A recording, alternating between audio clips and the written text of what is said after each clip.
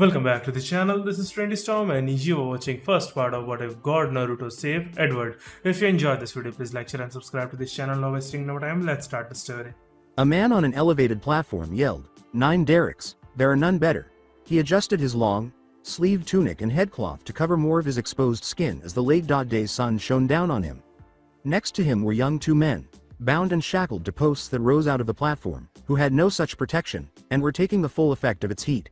This man was one of many in the great capital city of Xerxes, who made their living off the slave trade. The capital of the tiny nation of Xerxes, which was situated in the center of the great desert, was called the oasis city of Xerxes. A sizable oasis that supplied water to the entire nation served as the foundation for the city. People would pause in Xerxes to rest and rejuvenate their camels as they traveled between the rivers of the east and the mountains of the west. Thus, being a natural crossroads between two civilizations, Xerxes grew off the trade and soon became the biggest trade city in the three lands. The market of Xerxes was a hub of trade for those traveling between the mountain civilizations of the west and the river folk of the east. In exchange for the mountain people's ironworks, furs, and wood, the Easterners would bring huge camel trains full of rice, silk, and porcelain. Because both races could access the supply, Xerxes was also the epicenter of the major slave trade. An abundance of taverns and inns could be found outside the market crowds. On the outskirts of the city were vast expanses of packed earth, where large caravans would set up massive tents and prepare their wares for the market. The king's palace temple was located west of the market in the city center. During his lengthy and prosperous reign, the current king of Xerxes brought many wonderful things to the nation.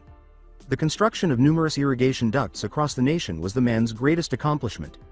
His years were catching up to him though, and there were suspicions that the crown was soon going to pass on to his son. In one of the numerous taverns throughout the city was a man. This man was strange. He had many of the traits of Xerxes' natives, including the long blonde hair that was common among them and the fair skin that was unusual for the desert. He possessed the Xerxean royalty's high cheekbones. But he was a head higher than any Xerxean, standing at a good 6 feet. But the most jarring difference was his eyes. While those who hailed from Xerxes were known and identified by their golden eyes, his eyes were a deep, glacial blue.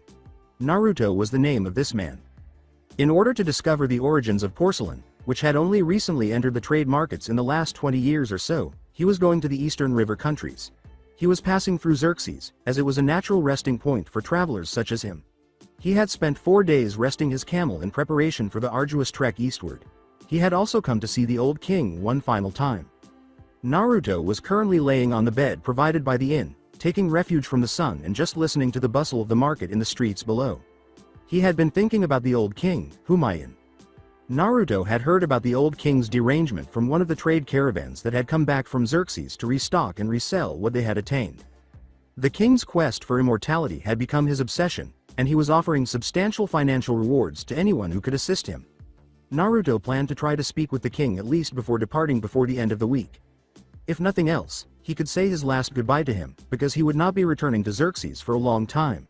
He felt the king would be dead before he would be back to that city again. A knock on Naruto's room door startled him out of his reverie.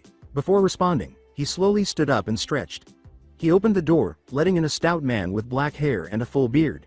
He turned to face the man, gave him a brief glance, and then reclined on the bed. Then he dismissed the man with a shrug and a flick of his hand. The man nodded, before disappearing into a cloud of smoke to reveal another Naruto. "Dismiss," Naruto said. He had the voice of a young man in his mid-20s. The second Naruto nodded once more before totally vanishing into a cloud of smoke. The Naruto on the bed stiffened for a fraction of a second, before sitting up and running his hand through his hair. "Well, he's gone a little batshit crazy now, hasn't he?" rang out a voice in Naruto's head.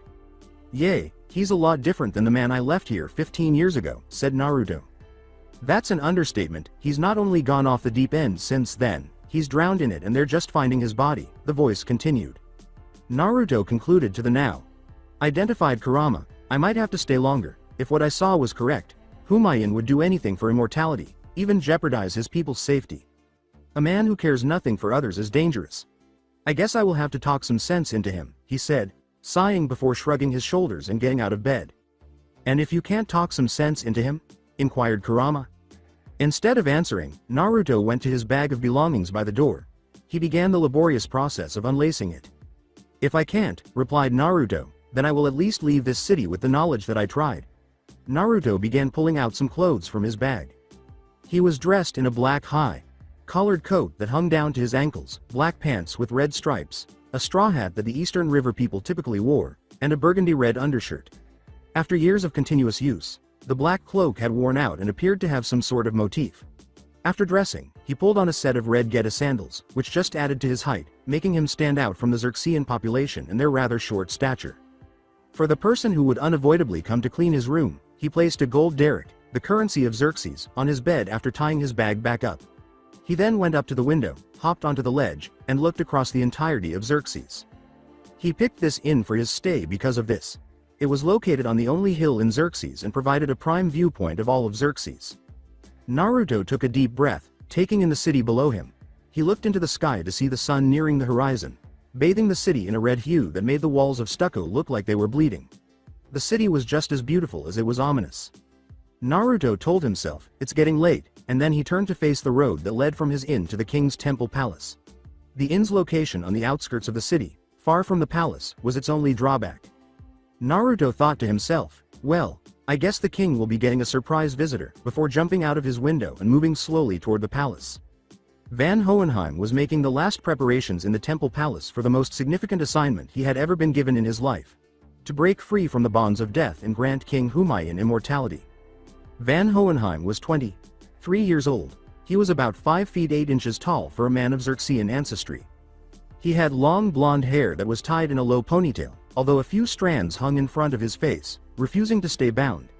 He was dressed in a loose black shirt and a beige coat that looked more like monastic robes than a real coat. His blue pants, which were cut off at the calves and hung loose around his waist, revealed the muscular legs of a man who had spent the majority of his life working. Van, as he preferred to be called, was kneeling next to a vast array of triangles, circles, and symbols that were characteristic of the alchemical scientific art. If men stood arm's length apart, the array's diameter would have been roughly 5. While the array was covered in multitudes of symbols and writing, the core design was hexagram inscribed upon a circle with triangle inside of the hexagram. Van's preferred tool for creating complex patterns of lines and circles that would give the king a chance at immortality was a big piece of black chalk. Next to him, on a large pedestal, was a peculiar thing. This thing seemed to be a small floating mass of formless shadow with one large eye and a mouth. It was housed in a glass flask, which was typically used to store extremely acidic substances. "That looks to be correct, Van. Good job," said the little mass of shadow, sprouting arms and clapping a few times, before having them recede back into its body. Van gave the mass of shadows a quick glance before grinning slightly and getting to his feet. He then turned towards the little thing and bowed.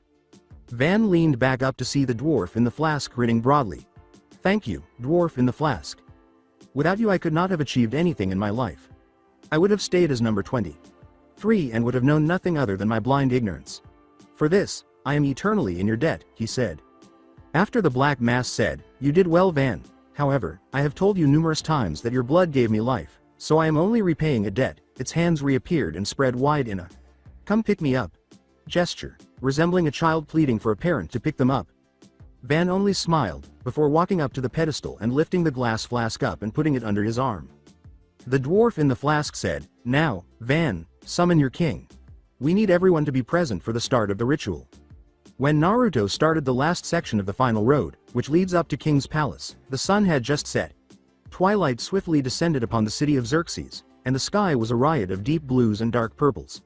Lights could be seen across the city and great bonfires appeared on the outskirts of the city, created by the various caravans that did not stay in any of the inns. The homes of the local nobility, who could afford to remain near the king, lined the final road. The final road was surprisingly deserted, even though it was the time of day when everyone would return from the hustle and bustle of the day to get ready for the frivolities of night. Naruto assumed the king was hosting some sort of event because not a single house along the road leading up to the king's palace was illuminated. If that was the case, either the incident was concealed or Naruto's capacity to gather information had significantly decreased. "Well, I guess I might be crashing a party as well," said Naruto to himself. The voice in Naruto's head repeated, "You don't know, it could be fun. Haven't been to any big events in a while, now have we?" "Kurama, what have I said before? You shouldn't talk when we are in public places. If people see me randomly spacing out, they will think I have an illness or something," said Naruto with annoyance. "Well, it is quite dull in here, after all. One can only get so much entertainment from looking at a wall before they start getting bored," replied Kurama. "Besides, what would you care if they thought you were crazy? You'll outlive them anyway." Sorry, I thought the illusion I put in there would still be up, Naruto said, ignoring Kurama's previous assertion that, when we get bomb. Naruto was interrupted by a loud explosion of sound. He was startled and knocked down as the ground began to roll and shake. Naruto looked at the crumbling castle and the trembling buildings around him, thinking, earthquake. Kurama said tiredly, no Euro, it's not an earthquake, and then he grunted in surprise. Kid, it's chakra. Can't you feel it? Kurama yelled inside Naruto's head. Naruto's eyes widened in shock, then he closed them and appeared to be concentrating hard. In an instant, he leapt to his feet and began racing at superhuman speeds in the direction of the castle. How the hell is there senjutsu chakra, in this day and age, and this much? This is comparable to the fucking Biju, said Naruto. He ran all the way up to the gates of the palace and was about to vault over them, when a great purple shockwave of light exploded from the castle, causing Naruto to go flying into the wall of one of the nobles' buildings on the final road. He moaned, damn, I haven't had a hit like that in years, and got up to massage his back. He turned to face the palace. Xerxes was illuminated as if it were daytime as a light rose up and streaked across the night sky. After staring at the light streaking across the sky, Naruto started scanning his surroundings. Thousands and thousands of grasping hands started to emerge from the earth's black fissures. Naruto thought, alright, those don't look friendly, and started to avoid the tiny hands. Well, a Euro, that doesn't look good, he said as he continued to dodge and looked up to see a huge eye slowly open up over the castle. No shit, let's try to find out what is in the castle that is causing this, Kurama suggested. Naruto gave a nod of approval. He started walking in the direction of the palace while avoiding the many black hands that were attempting to seize him. However, the eye above the castle opened fully before he could get any significant distance toward it. A huge beam of dazzling white light descended and struck the castle before he could even consider doing anything but turning slightly to flee. The scream of agony of 1,072,659 people having their souls forcibly torn from their bodies at the same time was the last sound Naruto heard before going unconscious. This can't possibly be immortality. You tricked me. What is this? Exclaimed Humayun, staring at his emaciated old hands, which were getting smaller and smaller as the life force was being seized from him. The king collapsed to the ground as a terrible pain struck his body and he turned to face the dwarf in the flask. The dwarf in the flask's tiny body began to glow a sickly purple, and it began to laugh loudly. The dwarf in the flask yelled at the dying king, Humayun, you old fool, did you think you were the center of the array? Did you think I did all that work, just for charity? Dwarf in the flask, W. What is happening? Van trembled. This wasn't what you said would happen. You said the king would be in the center, you said he would become immortal. After ceasing to laugh, the dwarf in the flask turned one eye toward Van and grinned malevolently. What did you think would happen, Van Hohenheim? The dwarf in the flask asked, reaching out its arms and holding them in above itself as if it were attempting to grasp the heavens. The price of immortality would obviously not come without an equivalent cost. Something cannot be attained without giving up something of equal value. This is the first rule of alchemy. Whoever stands at the center of the array would transcend humanity and become immortal, but everyone else would pay the price, and right now, Van Hohenheim we Euro are the center of everything. The dwarf in the flask yelled crazily as a white light surrounded them both. Van let out a scream as he felt the souls of more than 500,000 people being pushed into him and becoming one with him. The earth. Shattering roar of some great beast and the faint tinkling of breaking glass were the last sounds he heard before going unconscious from the agony. Alchemy's 3 rules first. Equivalent exchange. Something of equal value must be lost or destroyed in order to create or acquire something else. 2. The creation of a focus is necessary for transmutation, otherwise, all attempts will unquestionably fail. 3. Human transmutation. Although transmutation materials may be obtained, what could be worth as much as a human soul? Therefore, human transmutation is strictly prohibited. In the desert city of Lior, Edward Elric was seated in a chair at the only outdoor bar. Examining Ed would reveal a 15-year-old man with long blonde hair, a long red coat, and a rather diminutive build. He was dressed in long black pants and a black shirt with short sleeves. In addition to wearing white gloves, he had a pocket watch chain hanging from his right pants pocket that was fastened to a utility belt around his stomach. The flannel was depicted on the back of his red coat as a cross with wings and a halo on top, surrounded by a snake. Alphonse Elric, his younger brother, was seated beside him. He was wearing a magnificent suit of metal armor and had the flannel on his left shoulder. He was clearly much bigger than his older brother, as evidenced by the suit, which was easily 6 feet tall. Lior, the city they were in, was situated in the eastern part of Amestris. Amestris had a strong military, and the majority of its territory was acquired by conquering nearby nations and states. Amestris was the world leader in New Age alchemy and a significant alchemical superpower. Conquering their neighboring countries was made possible in large part by alchemy. The coveted position of state alchemist was the highest office in Amestris for alchemists. The youngest state alchemist in history was Edward Elric. The radio on the counter next to Ed blared, "God's children who live upon this land, pray in faith and ye shall be saved." Ed glanced at the radio with a hint of irritation, then ignored the preacher's voice and returned his attention to the food on his plate. He continued to sit there, staring down at his food for a moment before raising his head to meet the bartender's inquisitive gaze. Ed let out a sigh and then took a gulp of his beverage. The bartender asked, "So are you guys circus performers or something?" Ed coughed in frustration and spat out his drink after opening his eyes in disbelief. Ed asked, a little irritated, "Do we actually look like circus performers to you?" "Well yeah," said the bartender, "there was another guy here who looked like he was from the circus as well, but I didn't ask him, 'cause I thought it would be impolite.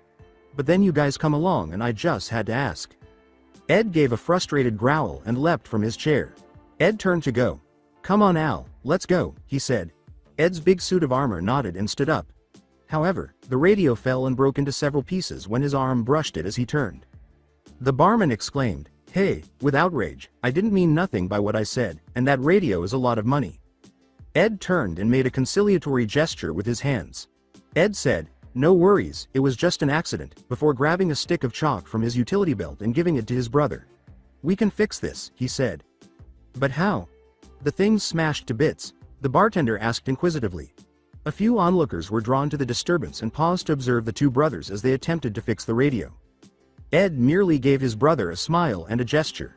Ed smirked as his brother drew a circle on the ground with a straightforward six-sided pentagram written on it. "Just watch and learn, Gramps," Ed said. The circle was finished in a matter of minutes. Al placed the radio pieces on the circle, then held his hand above it. A moment later, the radio pieces were engulfed by the bright blue light of an alchemical reaction. A brand new radio that showed no signs of its prior state of disrepair was revealed when the light dimmed. On the radio, as if nothing had happened, the words, "For it is through his light that a euro," emerged. The throng of spectators, in wonder. The bartender looked at the brothers instead of his radio. "It's a miracle," he exclaimed, in awe. "You must have been touched by the sun god Leto, just like Father Cornello." Ed asked, perplexed, "I've been touched by who?" The barman's mouth dropped open in surprise as he gazed at them. With a childlike voice, he interrupted everyone, saying, "It's not a miracle, it's just alchemy." "Oh, then you guys are alchemists," one of the spectators said. "Yay, I've heard of them," exclaimed another person in the crowd. Ed grinned, then made a flamboyant pose and gestured to himself. "Then you've all probably heard of us," said Ed, "we're the Elric brothers." The bartender asked, "The Elric brothers?" Another spectator said, "Oh yeah. I've heard that name before. You're the Full Metal Alchemist, Edward Elric, or something similar." Ed closed his eyes and grinned as he took in the applause from the audiencia euro, until he was shoved aside. He was about to yell at the crowd to inform them that he was the Full Metal Alchemist when his brother's voice echoed through the crowd, realizing only now that the crowd was mistaking his brother his taller brother for himself.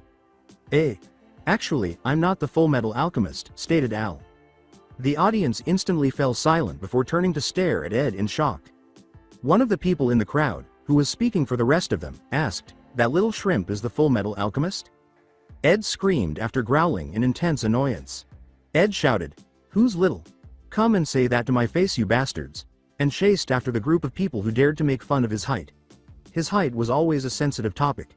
Since Ed fed himself delusions every day, it wasn't his fault that he hadn't yet reached his growth spurt. Ed retreated to the bar and took a seat on a stool after he had calmed down, then turned to face the bartender. Ed asked the bartender, "So, who's the guy who is preaching on the radio?" Not wanting to upset Ed, the bartender obligingly answered his question despite being a little nervous about his outburst. When the bartender said, "That's our leader, Father Cornello, we were lost until he came to our city. He taught us the ways of the sun god Leto, who grants immortal life to the souls of the faithful. People even say that he resurrects the dead. The Father's miracles are proof of Leto's power." Ed frowned at the man's speech. He was a devoted Christian. "So," Ed said, "this guy's claiming he can bring the dead back to life. This is something I have to see."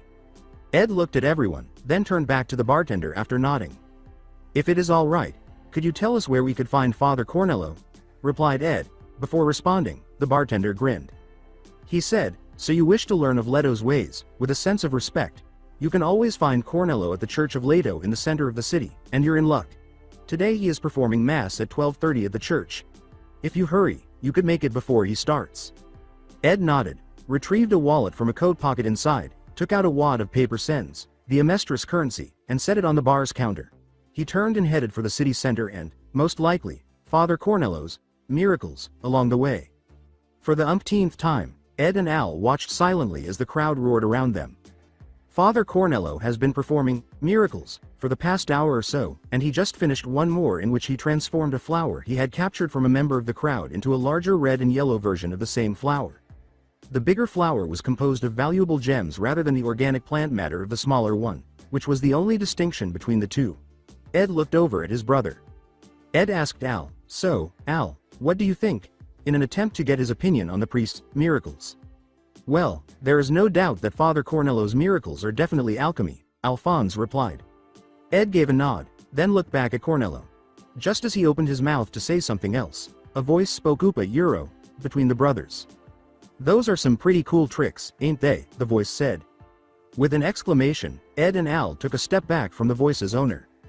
Ed noticed a strangely dressed man when he looked up. The man had long blonde hair similar to Ed's, but a bit wilder, and stood about 6 feet even.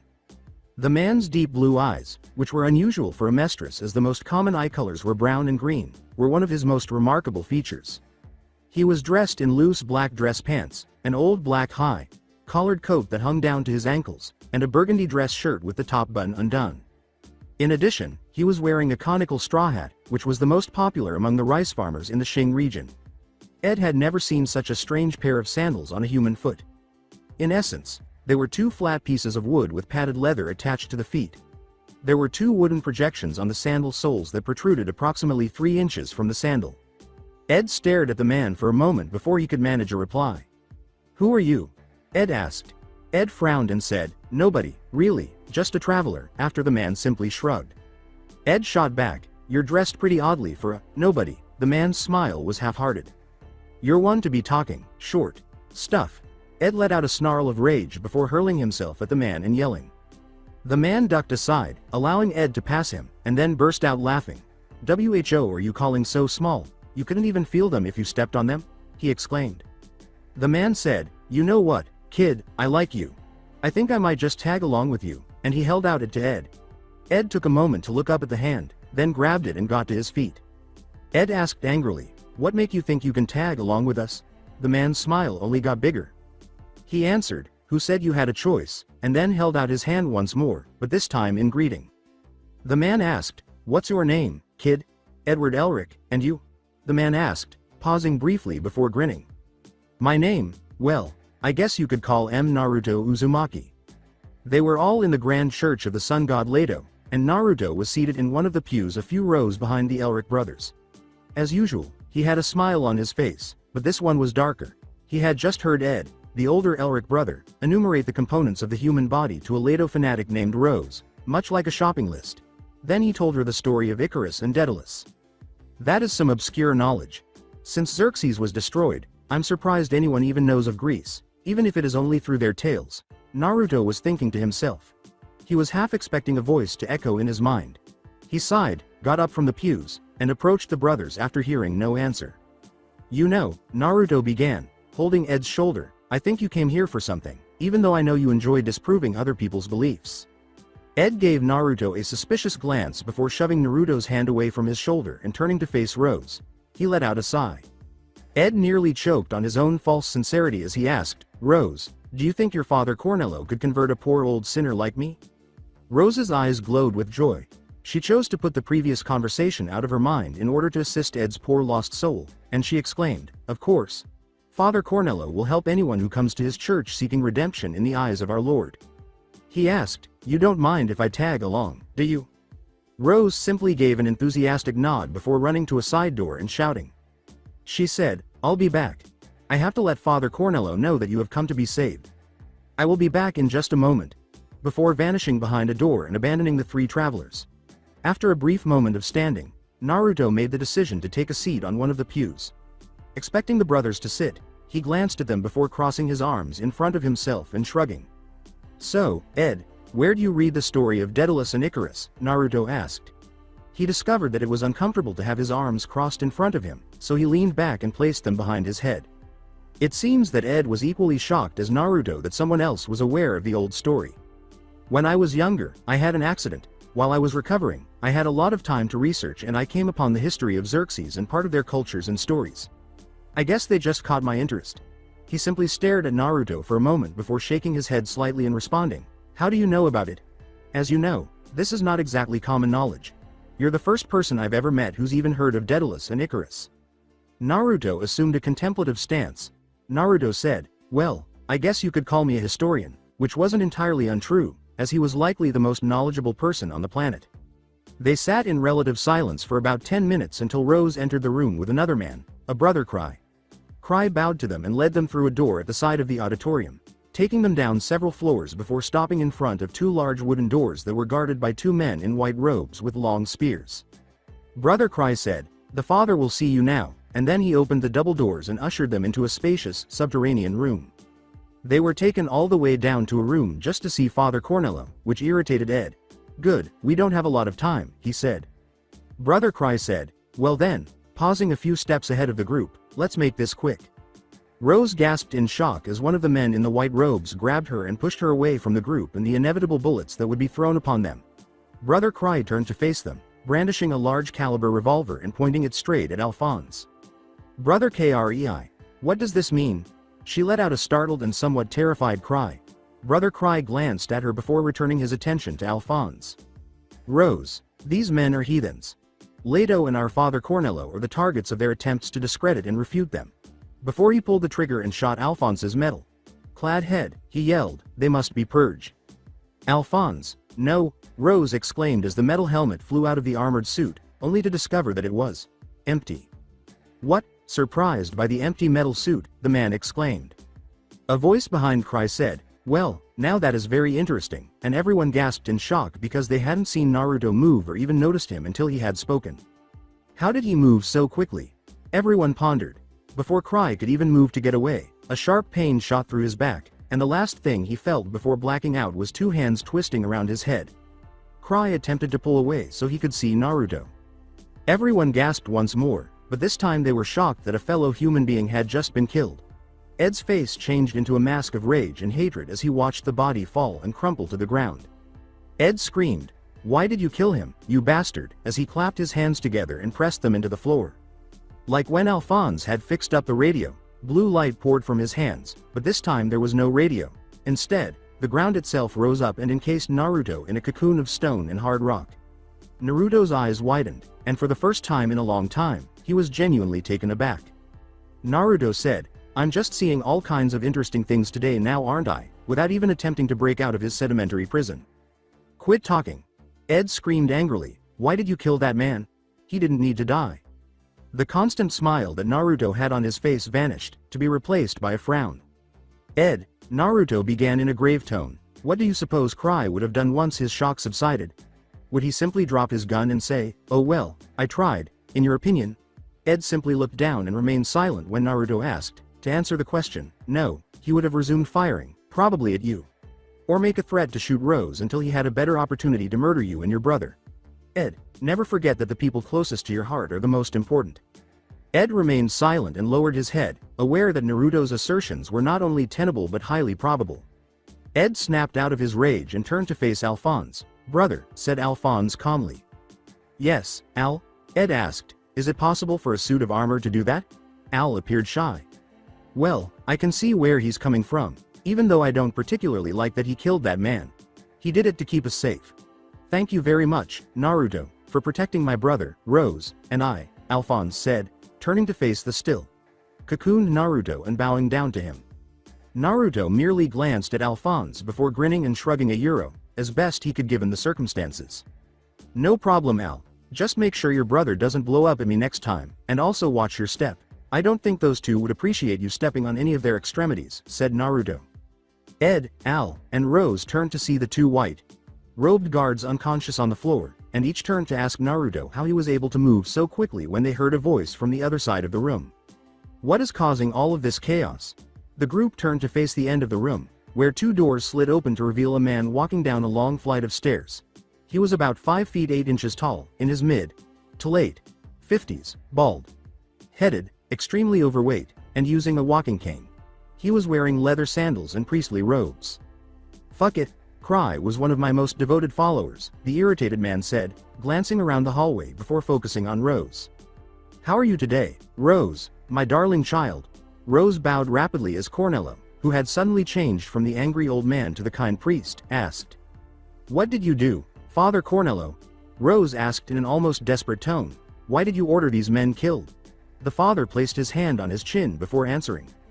Father Cornello said, "Rose, my child, these men are traitorous heathens, who would sow seeds of doubt against our great Lord Leto," as he swiftly closed his fist and thrust his hand in front of him, as if he were squashing some sort of fruit. "Now, Rose, my child, pick up that gun and shoot Edward Elric," he said. Rose had just picked up the gun and was staring at it in terror when Ed and Al turned back to face her. She then turned to Ed and slowly raised the gun before pointing it at him. "All right, my kid." When Cornello mentioned the resurrection of her beloved, deceased boyfriend, he knew the girl was putty in his hands. "Know that Leto blesses those who are loyal to him with eternal life and the return of their loved ones," he urged. Rose appeared to be about to shoot after hearing Cornello's words, but she felt a hand on her shoulder and looked up to see Naruto grinning. Then, horrified that she was going to kill another human, she dropped the gun and collapsed to her knees, sobbing. Cornello snarled in annoyance. His pawn was clearly no longer confident and would be of no use. After leaving the sobbing Rose behind, Naruto gave Cornello a stern look. "You know, Father Cornello," Naruto started, "I've dealt with a lot of people in the past who have taken advantage of people who were too weak, willed or desperate to do anything but follow. These boys here have some questions they'd like answered, but I really detest your kind and would personally like nothing more than to break your fat neck." After saying that, Naruto moved to the side of the room and leaned against it. "So if you obey them, I can offer a fitting punishment later." Ed turned away from the sobbing Rose and said, "Now, Father Cornello, I have some questions to ask you." "Oh, and what might those be?" Cornello asked, clearly irritated that Rose had not killed the Elrics. Now he had to use diplomacy to get out of the situation. "Ed," Cornello said, "well, like how you were using second-rate alchemy to manipulate your followers," grinning as if he could change his identity at will. "Boy, what I do isn't alchemy. Leto, the sun god, has only touched me, and he uses me to accomplish his miracles. Furthermore, how could I be changing something more from something less if what you say is accurate? I think I've stumped the Elric," Cornello shot back, grinning. Ed pulled out a small notebook, the one that contained the ingredients for the average adult. "The secret elixir, the red stone, the fifth element, it goes by many names, but each account describes similar effects to what you have been doing here in Lior. My conclusion is that you, Cornello, are in possession of a philosopher's stone," Ed said. "Yeah, that is what I thought too," he said. Before he began to stutter, Cornello's eyes swelled. "That is absurd. The philosopher's stone is merely a myth." Ed's eyes widened even more, and Cornello burst out laughing. "It's probably the stone in your ring, the one on your left hand," Ed said. "Edward Elric, you are a PRODEGY. But now that you know my secret, I can't possibly let you four live," yelled Cornello angrily as he pulled his cane out in front of him and placed it on his shoulder. A red light emerged from the cane when he placed his left hand on it, and when the light faded, a big, multi-barreled, automatic machine gun appeared on Cornello's shoulder in its place. Cornello squeezed the trigger a second later, sending a steady stream of bullets down on them all. Before the bullets arrived, Ed and Al had done everything they could, even with alchemy, to build a wall of earth. Rose, on the other hand, had no such luxury. She fell back in shock and terror, saw that she was going to die, and lamented that she could not do more with her life. She closed her eyes and waited for the pain that the bullets would inevitably cause, but just before they did, she felt a pair of arms grab hold of her. She was thankful for the hand supporting her, as it prevented whiplash, and was shocked to discover that she was in the corridor they had used to enter the room she had just been in. "Rose!" The person whose hands were picking her up off the ground by her shoulders exclaimed. The voice shouted. When Rose looked up at the shout, she saw Naruto panting heavily. Howdy? She stammered, unable to understand how she was still alive. Naruto uttered the words, "Rose, listen to me," with urgency. "Yes," she meekly replied. "Rose, I need you to find a safe place to stay until Eden." He began, but was interrupted by a loud boom from the room they had just left. He got up and made his way to the stairs, turning to Rose as he got to the bottom of the steps. "Rose," he called, drawing the girl's attention, "make sure you follow my instructions. Find a safe place. Perhaps you should leave Lior." He hurried up the stairs to the church above, saying, "Things are going to get pretty hectic soon." The Fullmetal Alchemist himself was sitting on his desk when Cornello opened the door to his office, where he was rushing back to give the order for everyone in the city to be on the lookout for the traitorous heathens that were the Elric brothers. "Dude, you damn little brat. How come you're in my office?" Furious that the Fullmetal Alchemist had been in his office the whole time he had been searching for them, he asked. "Look, do you think we can just cut the crap and talk? I just have some questions about the Philosopher's Stone," laughed Ed. "Or a euro, maybe you'd like to get the military involved. I bet I could get them to shut down this place real good." Cornello appeared to be furious, but he calmed down after taking a deep breath and realizing that situations like this don't often arise. He checked to make sure no one was behind him before entering his office and shutting the door. "All right," Cornello said, "ask your questions, Fullmetal Alchemist." "Well, the Philosopher's Stone could be used for anything, right?" Ed asked. "Why waste all your time and energy on trivial tricks and fake miracles?" In fact, Cornello grinned at this, but it was a satisfied one. "I perform my miracles because I hope to draw more followers of Letoism to the faith and inspire those who would sacrifice their lives for me. I am gradually assembling an army of soldiers who are fearless in battle, a legion of holy warriors. In a few more years, if I keep working miracles, I might have enough followers to go to war with the entire world. And I'll use the Philosopher's Stone to destroy this country from the inside out," he said with an evil laugh that was interrupted when Ed began to laugh too, but his laugh was more like that of someone who had just been told a good joke than Cornello's insane laughter. "What? You ought to be cowering, so why are you laughing?" Cornello exclaimed, perplexed. Ed began by saying, "You really are a novice." He then pointed to Cornello's left, where a microphone was discreetly set up on the floor, and held up the controller for the citywide broadcast system. Before the message in his head clicked, Cornello glanced at the controller, then at the microphone, and finally back at the controller. After a brief struggle to get the broadcasting controller away from Ed, Cornello backed up against the door and yelled, "How long has that been on?" his screams of rage being muffled throughout the city. Ed just chuckled, "The entire time. Your believers listen to every single word. You'll pay dearly for this, little brat." Ed had already transformed a knife from one of the paperweights on the desk and cut the barrel off the rocket launcher before Cornello could raise his cane and bring his left hand over to transform it into a rocket launcher. Ed retreated from Cornello and said, "You are simply outclassed here." Cornello's eyes widened in shock, but he started a new transmutation by raising his left hand to the weapon's stump. "I am without rival, and you are the one who is outclassed." The light from the transmutation flickered erratically before imploding, and the father's arm blended with the gun's metal to create a hideous web of skin and metal. The gun's stump began to glow red, like a laser ready to fire. "He had a rebound," Ed whispered to himself, and he felt pity for a moment as he looked at Cornello, who was now gasping in agony, and a fresh fire returned to his eyes. "No," he told himself, "no, no, no, no, I shall not be shamed like this, I am without equal." He then pressed his left hand to his chest, allowing the red alchemical light of the Philosopher's Stone to fill his entire body. Ed watched in abstract horror as Cornello, a huge bull of muscle and rage, rose up in front of him. Ed didn't hesitate for a second, running between the hulking Cornello's legs and down to the auditorium below. Ed could feel and hear Cornello coming down the stairs behind him as he ran down the stairs to the auditorium. When he reached the bottom of the stairs, he dove left into the auditorium, and a moment later, the massive Cornello burst through the door and the wall, landing exactly where Ed would have been if he hadn't dove left. Ed had just gotten up from his dive when Cornello turned to face him in the auditorium. Cornello swung wildly at him, and after a few attempts, he was able to clip him with one of his punches, sending him flying into one of the pews. "Edward Elric," said Cornello in a mutated voice, "you have been declared unholy by God. It is my responsibility as God's fist to destroy you, heathen." Ed rolled out of Cornello's path and leapt to his feet, running to the massive statue of Leto in the middle of the auditorium and clapping his hands together before placing them on the statue's base.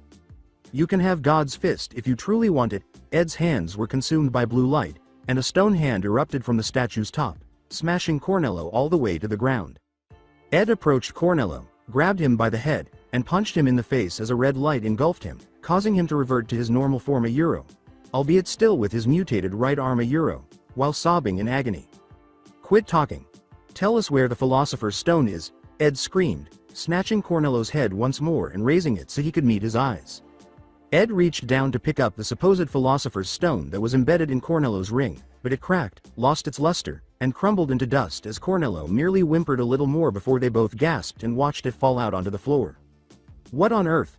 The stone, it's supposed to be perfect material, how did it just break like that? Ed said, bewildered. I'm begging you, please don't hurt me. No. Apart from the fact that it enhanced my alchemy, I knew nothing about it. I had no further knowledge. Cornello sobbed and begged, please, spare me. Edward Said, sounding extremely dead, it was a fake. We risked our lives, went through all that trouble, and for what? A damn fake, he said. Like a schoolboy posing a question, Cornello had halted his groveling beneath Ed and held up his hand. Well, how about me? Meekly, he said. Just leave. I don't care what you do. Without any further encouragement, Cornello hurriedly crawled out of the auditorium on his hands and knees, shouted Ed.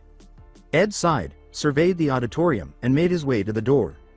Ed muttered to himself, I guess it's back to square one again, and went out to look for his brother.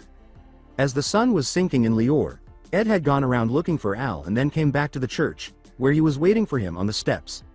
Ed had told him everything that had transpired with Cornello, and they were now debating what to do next. So, Alphonse began, the stone was a fake. Ed said, yeah, just like that priest. With a sigh, Ed knocked on Al's armor, a somber reminder that Al lacked a body. Ed apologized, hanging his head in disappointment. I'm sorry Al, for a moment, I had actually thought we had found a way to get your body back, he said. Ed and Al turned to see Rose pointing the gun at Ed once more as Alphonse was about to respond when they heard the sound of a gun hammer being pulled back.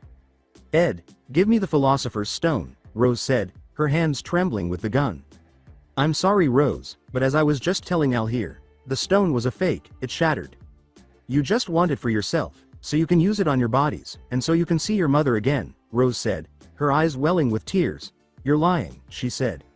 Ed's expression changed from shock to rage. Rose, how did you find out? Alphonse put his hand on Ed's shoulder to get his attention, and Rose's eyes opened in terror at the intensity of the older Elric's gaze. Brother, she was present when I set up the loudspeakers throughout the city. I explained our past and the reason she is unable to bring her beloved back to life. Liar, you said that the philosopher's stone was an all-powerful item, that it. Shut up, Ed yelled, tears streaming from the corners of his eyes. People don't come back from the dead, Rose, not ever. Rose collapsed to the ground, sobbing and muttering that Father Cornello had assured her that her beloved would be raised from the dead if she prayed enough. Ed walked past Rose, who turned and jumped at him, holding on to his red coat, thinking he could do her no more good. Please, she pleaded, that hope was my only remaining hope. What should I do at this point? With a sneer, Ed dismissed her hand from his coat and descended the stairs. Tell me what to do, please. Ed paused on the steps and then looked up to watch the sunset as Rose screamed in desperation. Rose, I can't do that. We must each find our own path in life. Make use of your two strong legs. You have the strength to forge your own route. You don't require guidance from anyone. Ed and Al proceeded down the stairs and made their way to the train station. Since his brief speech earlier, the unruly crowds had gathered outside the church, and Cornello could see them from the window of his office. Cornello muttered to himself, that damn brat, all that work for nothing. Oh yes, a voice in the darkness said. Cornello turned and squinted into the darkness to see a Naruto. However, this Naruto appeared more serious than the previous, carefree Naruto. Instead, he appeared to be a cold, hard killer. I know how it feels to have one's plans completely and utterly ruined, Naruto went on. You, Cornello said, his eyes narrowing, then growling, you helped the Full Metal brat do all this to me. Cornello shouted, you are the one responsible, and he produced a small pistol and pointed it at Naruto. However, before he could even consider firing the weapon, Naruto vanished from view. A moment later, he reappeared in front of Cornello, clutching the priest's head as if it were a fruit, and he leaned in close to Cornello's ear while whispering. You know I lied when I said earlier that I truly detest your kind, Naruto said. I detest people like you. The worst part, though, is that I used to be exactly like you. Cornello retreated and gazed into Naruto's eyes, which briefly flashed purple, but before he could blink, Naruto ripped his hand from Cornello's head. If one were able to see chakra, the spiritual energy that permeates everything, they would have seen something genuinely horrible. Cornello's soul was balled up in Naruto's hand. Naruto shivered a little as he closed his fist on the ball, absorbing everything that was Cornello into himself. To the untrained eye, it would have appeared as though Cornello had simply passed out. Naruto glanced around the room, approached Cornello's library, and took a few books before turning to face Cornello's corpse and bowing slightly, displaying his playful yet morbid personality. "Well, Cornello, it was nice to speak with you, but I'm afraid I have to go. I don't want to miss this train ride," Naruto said, then proceeded to the window, opened it, and vanished in a haze of red and black. A few moments later, a number of mouths and eyes began to emerge from the office's shadows, all of them staring at the open window. The eyes and mouths abruptly vanished, leaving only Cornello's corpse in the room. "This is an interesting turn of events," one of the mouths remarked. "Father will wish to hear of this immediately." Ed gazed out the window of the train car he and Al shared. It was pitch black outside, so he couldn't see much, but it was still peaceful to watch the darkness pass. "Brother," Al said, drawing Ed's attention, "do you think Mr. Naruto will be upset that we left him in Lior?" Ed yawned and said, "You know, Al, I don't know, but boy was that guy was a real character." "Why, Ed, thank you." Next to Ed, Naruto's voice said, "I'll take that as a compliment." Ed and Al both jumped in shock, then turned to see that the seat next to Ed, which had been empty just a moment before, was now occupied by a grinning Naruto. "What the devil?" Ed exclaimed, taken aback and somewhat suspicious of Naruto's ease of entry into their booth. According to Naruto, "Oh come now, Ed, is that how one greets a friend?" Ed appeared so frustrated that he was unable to even reply. Naruto glanced at Alphonse before grinning. "Alphonse, at least I know that Al is my friend," Naruto asked, and Al simply laughed before answering, "Yep." Both Naruto and Al continued to laugh. Ed grinned at his brother's laughter, then glanced at the laughing Naruto before finally sighing and turning to face the darkness once more. He was a little strange and a little giddy, but that didn't make him a bad person. Ed looked out at the night's endless blackness and thought, "Naruto Uzumaki, I think you and I could be friends." Colonel Roy Mustang was a man who prided himself in keeping well informed, having informants in almost every branch of the military, and knowing people who had eyes on the rest. This pride was a byproduct of his ambition to become Führer of Amestris, as well as his upbringing under his foster mother, Chris Mustang, or more well known as Madam Christmas. Mustang himself stood at around 5'8" and was, overall, considered very attractive. He had short, stylishly unkempt, black hair and black eyes, which were kept in a perpetual, piercing stare. The blue uniform of the military was his choice of dress whilst on the job, and the majority of the time he was off of his job as well. The comforting feel of the blue fabric that had seen him through his time in the Ishvalan War of Extermination gave him a sense of security that was oftentimes needed in his line of work. In addition to his uniform, he wore a pair of white gloves that held the transmutation circle for his specific brand of alchemy, Flame Alchemy. Roy also held the position of State Alchemist, bearing the title of the Flame Alchemist. At the moment, Roy sat in his office at Eastern Command, East City's military headquarters, leaning back in frustration. One of the most perplexing conversations of his life had just taken place. "Ed, good job on the Lior case." Roy sighed. "I'm glad you could resolve that matter on your own," Ed said, slouching into a seat on the couch in Roy's office without even saluting when he finished his report. Ed glanced at Roy, then shrugged and leaned his head back. Ed remarked, "Well, we didn't really do it for you." With a, "Oh well," Mustang shrugged and turned to face the man the Elrics had brought along, who was seated on the couch beside Al. As if he were in the presence of a predator, the man had an air about him that made Roy uneasy. He had developed a sixth sense during the Ishvalan War, and he was not going to ignore it now. Roy turned away from the man and looked back at the elder Elric. "You said that Cornello's power was enhanced by a stone? Was the stone the cause?" "Regretfully, the stone was a fake. It made me think it was real and gave Cornello more authority. Until his alchemy recovered, I believed it to be true. His arm and most of his torso were severely damaged by the powerful rebound. But soon after, the stone crumbled," Ed said with a melancholy tone. "But before the rebound, Cornello could do some amazing things, even with an incomplete stone," Ed said. Al, who sounded infinitely more excited than his melancholy brother, said, "Yeah, we saw him transform a tiny flower that couldn't have weighed more than a 50-cent coin into a massive, bejeweled, metal rose." Ed nodded, then sighed again. "It makes you think of how powerful the real stone must be." Roy gave a nod of agreement, then turned back to face the strange man who had been silent during the entire report, reading a small, orange, leather-bound book. Ed saw Roy's eyes, sighed, and pointed to Naruto. "This is Naruto Uzumaki, Mustang. He also saved my life €1, albeit through the death of another," Ed said, closing his eyes and staring dejectedly at the ground. He also helped rescue a civilian who had been with us when Cornello assaulted Al and me. Roy turned to face Naruto, who had closed his book and returned it to his coat. I guess I must thank you, Mr. Uzumaki, Roy replied. We might miss Ed if he was gone. I just did what any person would have done, Naruto said with a smile and a wave of his hand. After giving a hum, Mustang leaned forward to examine Naruto's face. Pardon me, but have we ever met? You look so familiar? Everyone in the room stared at Naruto in confusion as he grinned and then let out a little laugh. No, we have not met, at least not directly, Naruto said. What does not directly mean to you?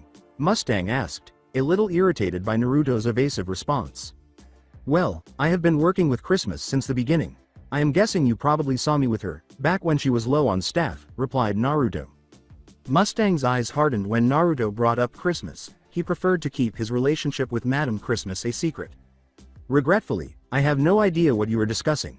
In response, Roy quietly removed his left hand from his desk and slipped it into his coat pocket. Perhaps you are thinking of someone else, he said. After giving Roy a stern look, Naruto shrugged and took out his book. Perhaps, he said. Roy took a folder out of his desk and set it on top of his desk, then glanced at Ed, who stood up and took it before sitting down on the couch again.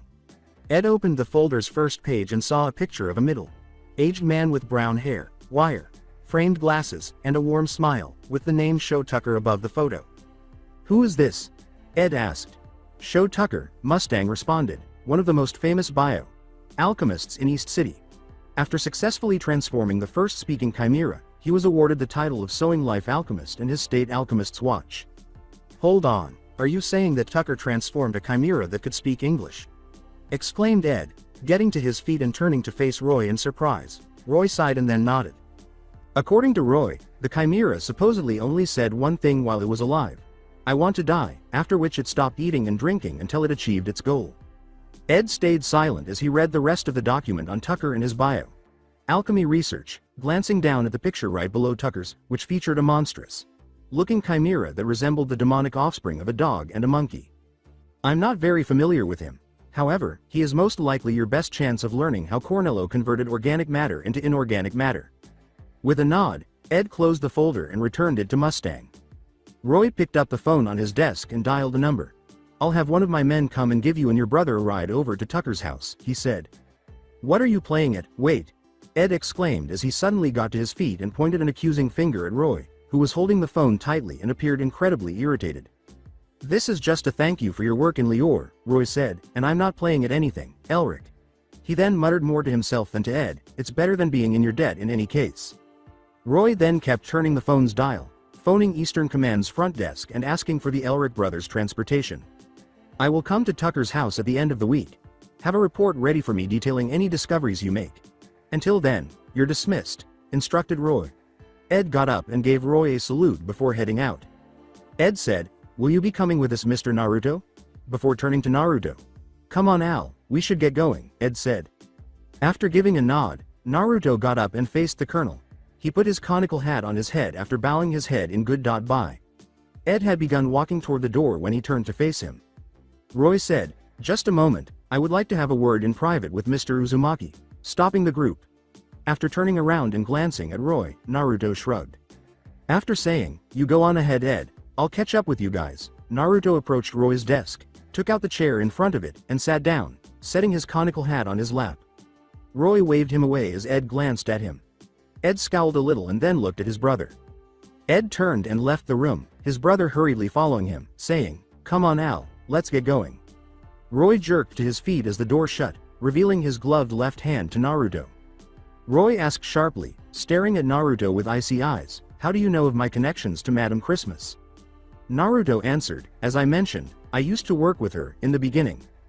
Do not test me, Mr. Uzumaki, shouted Mustang. I know Christmas. She never employs men. She considers them too unreliable. Naruto laughed and gave Roy a funny look.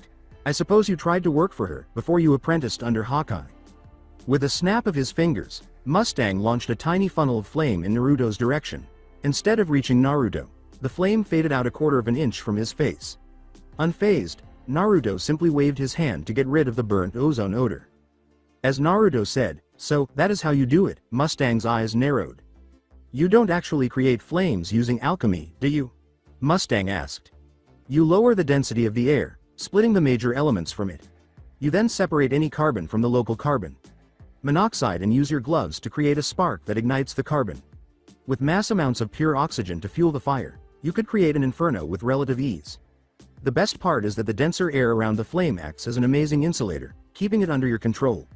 Naruto then sighed and exhaled. It's really quite ingenious. Mustang was a little scared, but utterly amazed. The alchemy that had taken Mustang's master a lifetime to create and Mustang's adolescence to perfect had been quickly deciphered by this man. Mustang sat firmly in his chair and retreated. In contrast, Naruto laughed, got to his feet, and put his conical hat on his head. Mustang, still in shock that Naruto had figured out his alchemy, asked, "Who are you?" Naruto paused and grinned as he turned around. Naruto answered, "I'm just a traveling historian with a talent for writing." After saying that, Naruto turned around and walked out of the office, raising his hand in farewell. End of flashback. A knock on the door startled Mustang out of his reverie. He sat up straight, removed the glove from his hand, and put it in his pocket. "Come in," Roy commanded. A blonde woman wearing military uniforms entered his office as the door opened. She approached Roy's desk and then saluted him. Mustang paused to observe the woman as she lowered her hand from a salute and then placed both hands loosely behind her back, saying, "At ease, Hawkeye." Lieutenant Riza Hawkeye was a formidable lady. At 19, she enlisted in the military and never looked back. Roy Mustang, who subsequently became her adjutant, had been in charge of her since the start of her career. She had a lot of muscle for a woman, but it wasn't grotesque because she still had all the qualities of a woman. The woman, who was 5'7", had long blonde hair that was tied up and in a hair clip, giving it a somewhat bird feather appearance. She looked almost tomboy because the hair that wasn't in the hair clip was slicked to the side of her head. Her blue military uniform was the only thing that made this stand out. "Sir, the Elrics and Mr. Uzumaki have left the building and are on their way to Mr. Tucker's estate," Riza was told. "Thank you," Mustang said. Then he took his alchemist's watch from his desk and said, "Riza, I need you to go to East Library and find any records regarding Mr. Uzumaki." He gave the watch to Riza. After giving a nod, she saluted and walked out of the office. When the office door closed, Mustang reached for his phone and turned the dial. He put the receiver to his ear and listened to the phone ring. After a moment, a female voice could be heard on the other end of the phone as someone picked it up. "This is Roy Mustang," Mustang said. He leaned back in his chair and smiled after a moment. "Yes, this is really me. I would like to speak with Madam Christmas." Ed exclaimed, "Wow, this place is huge." Ed, Al, and Naruto were approaching the home of famed alchemist Sho Tucker, which was one of the biggest in East City. The house consisted of a single main structure with 2 additions on either side. The three arrived at the mansion's front doors after a short while. Nothing less could describe the house. Ed moved forward, grabbed the big brass door knocker, and jammed it into the oak door 3 times. Ed knocked and took a step back to wait. Ed moved forward and grabbed the knocker once more when it became clear that no one had heard the knock. However, Naruto heard a sound rushing up from behind Ed as he was doing that. Instinctively, Naruto ducked, crouching and moving to the side to avoid his attacker, who just so happened to be a huge white dog. Additionally, it just so happened that the dog struck Ed and sent him flying to the ground rather than charging at Naruto. Ed screamed, "Ogg! Get it off me!" as he struggled to escape beneath the big dog. A childish laugh diverted Al and Naruto's attention as they bent down to try to rescue Ed from beneath the dog. A young girl, who was the one laughing, and her father, Sho Tucker, were at the property's entrance. The young girl exclaimed, "Look, Daddy, we have company." Tucker approached the group while holding his daughter's hand and gave them a sheepish look. Tucker was a tall, lanky man with a little tuft of hair at the top where his hair had fallen out. He wore wire-framed spectacles and had a somewhat gaunt face. He also had a little smile on his face all the time. He was wearing a green dress shirt over a black undershirt and khaki pants. Conversely, Tucker's daughter was a petite, attractive girl who couldn't have been older than 5 or 6. Her hair was braided down her back, just like her father's brown hair. In addition, she had deep blue eyes that radiated a childlike innocence. Nina was dressed in blue shorts and a tiny red shirt. Tucker scolded, "This is why we keep the dog leashed, Nina," and pulled on the dog's collar. Ed looked very irritated as he stood up and brushed off his coat after the dog was gone. It didn't help that Naruto and Al were laughing behind him. After saying, "I'm sorry about Alexander," Tucker moved forward and took out a small key to open the oak doors. He has a habit of jumping up on people that he hasn't met. Tucker then put his daughter on Alexander's back, opened the front doors, and led the dog inside. Tucker shut the door behind him and turned to face the three when Nina and Alexander were inside the house. "I am showed Tucker, the sewing life alchemist," Tucker said, reaching into his shirt to reveal a large silver watch. "Now then, I think introductions are in order," he said. Ed moved forward in response, retrieved the same watch from inside his coat. Ed then held out his hand, which Tucker took. "It's a pleasure to meet such an acclaimed bio. Alchemist as yourself, Mr. Tucker," Ed said. "I am Edward Elric, the Full Metal Alchemist." "Likewise," Tucker answered. After giving Al a quick glance, Tucker held out his hand. "I'm Alphonse Elric," Al said, taking Tucker's hand. After giving a nod, Tucker turned to face Naruto. "I'm Naruto Uzumaki," Naruto said, holding out his hand. After giving Naruto a brief glance, Tucker took his hand. Tucker asked, "If I may ask, Mr. Uzumaki, what do you do for a living?" "Well, I'm a traveling historian," Naruto said. "I also happen to be a writer. This is a copy of my first book," he said, taking out a small orange book and passing it to Tucker. After glancing at the book's title, Make Out Paradise, Tucker shrugged and turned to the next page.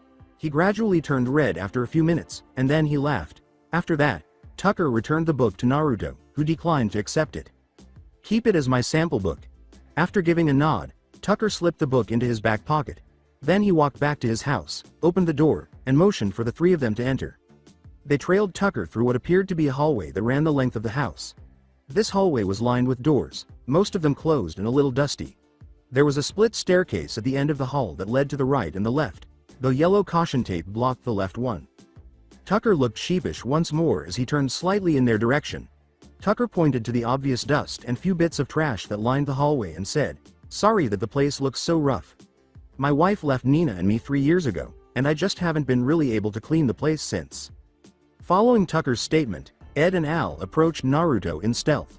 Ed muttered, "Why didn't you tell us you were a writer?" Al asked in a whisper, "What do you write about?" Pulling out another orange book, Naruto began, "Well, why don't you take a look? But be warned, it's not for everybody." His brother leaned down to peer over Ed's shoulder as he picked up the book and turned a few pages.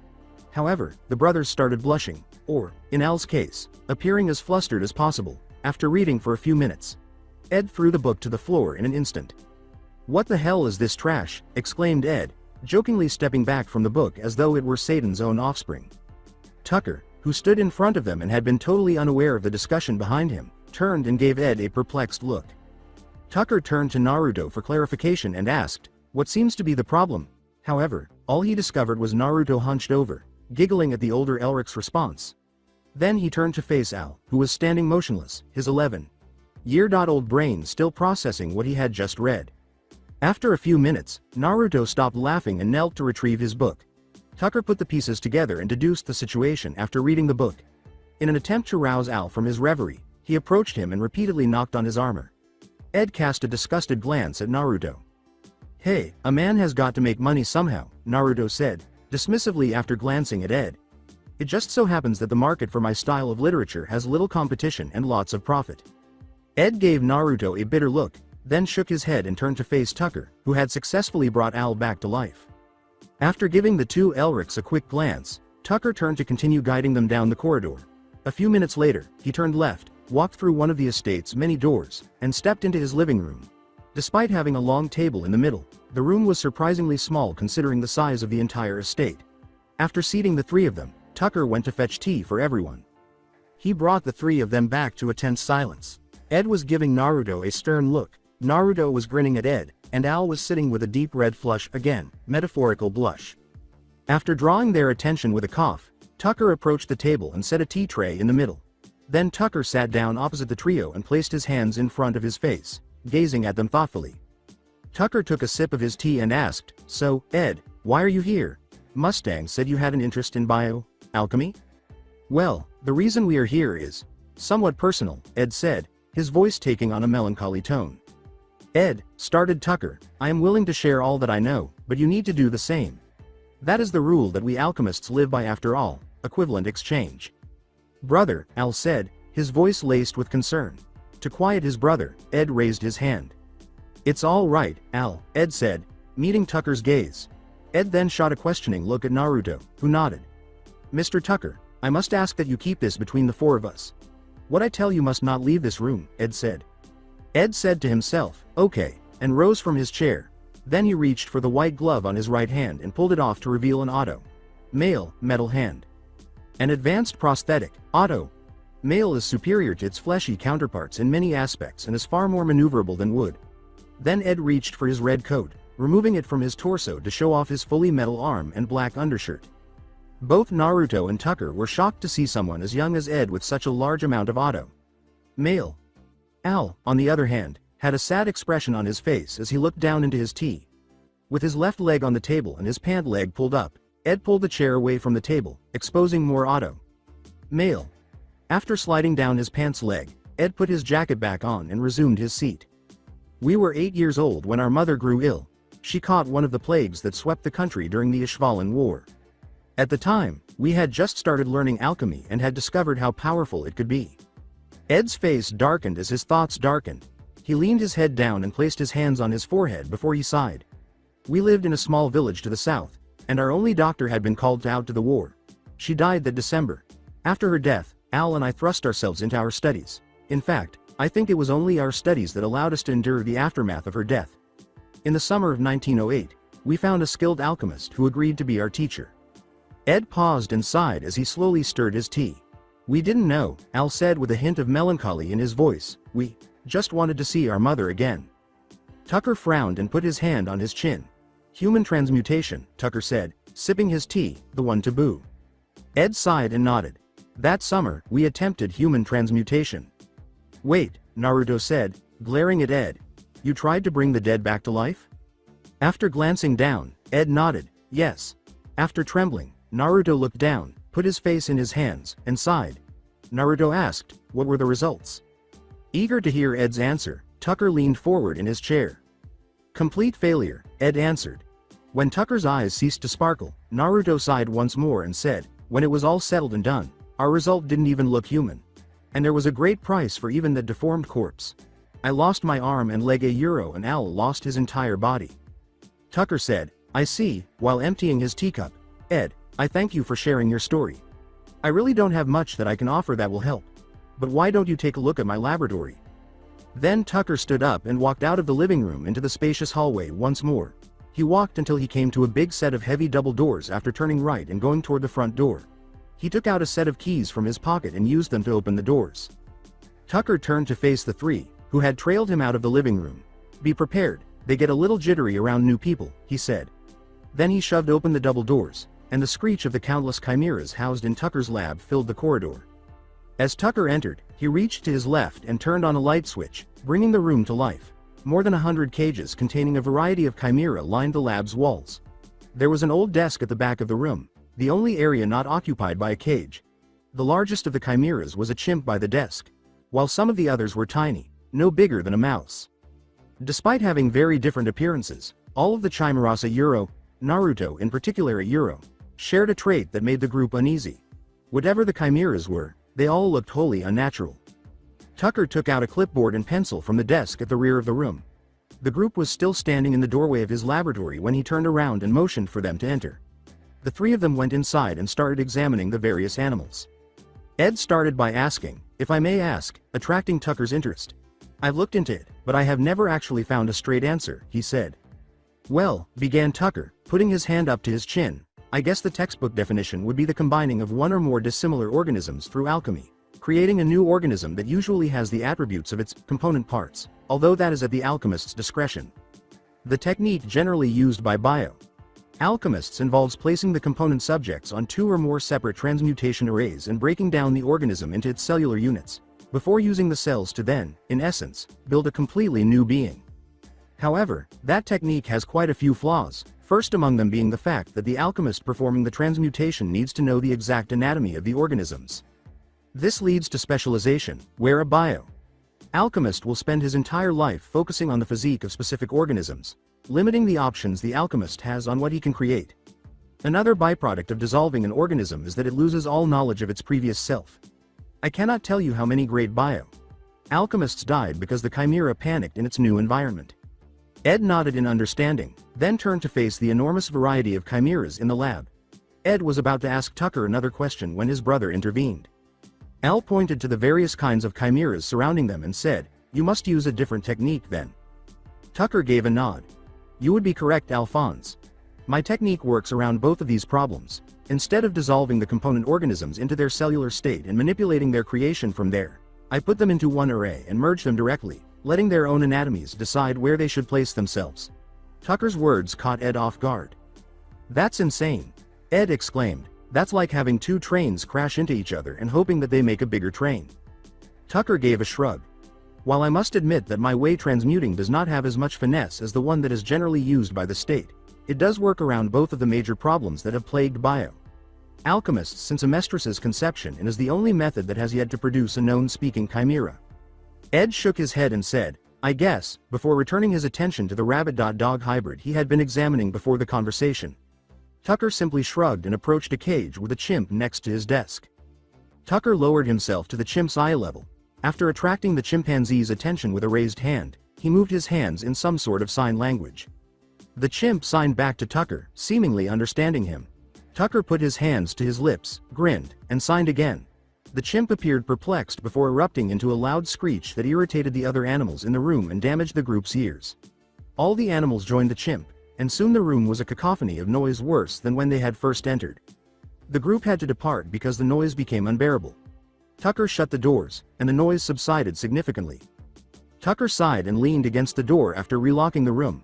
With another sigh, he reached up and rubbed the back of his head, seemingly in surrender.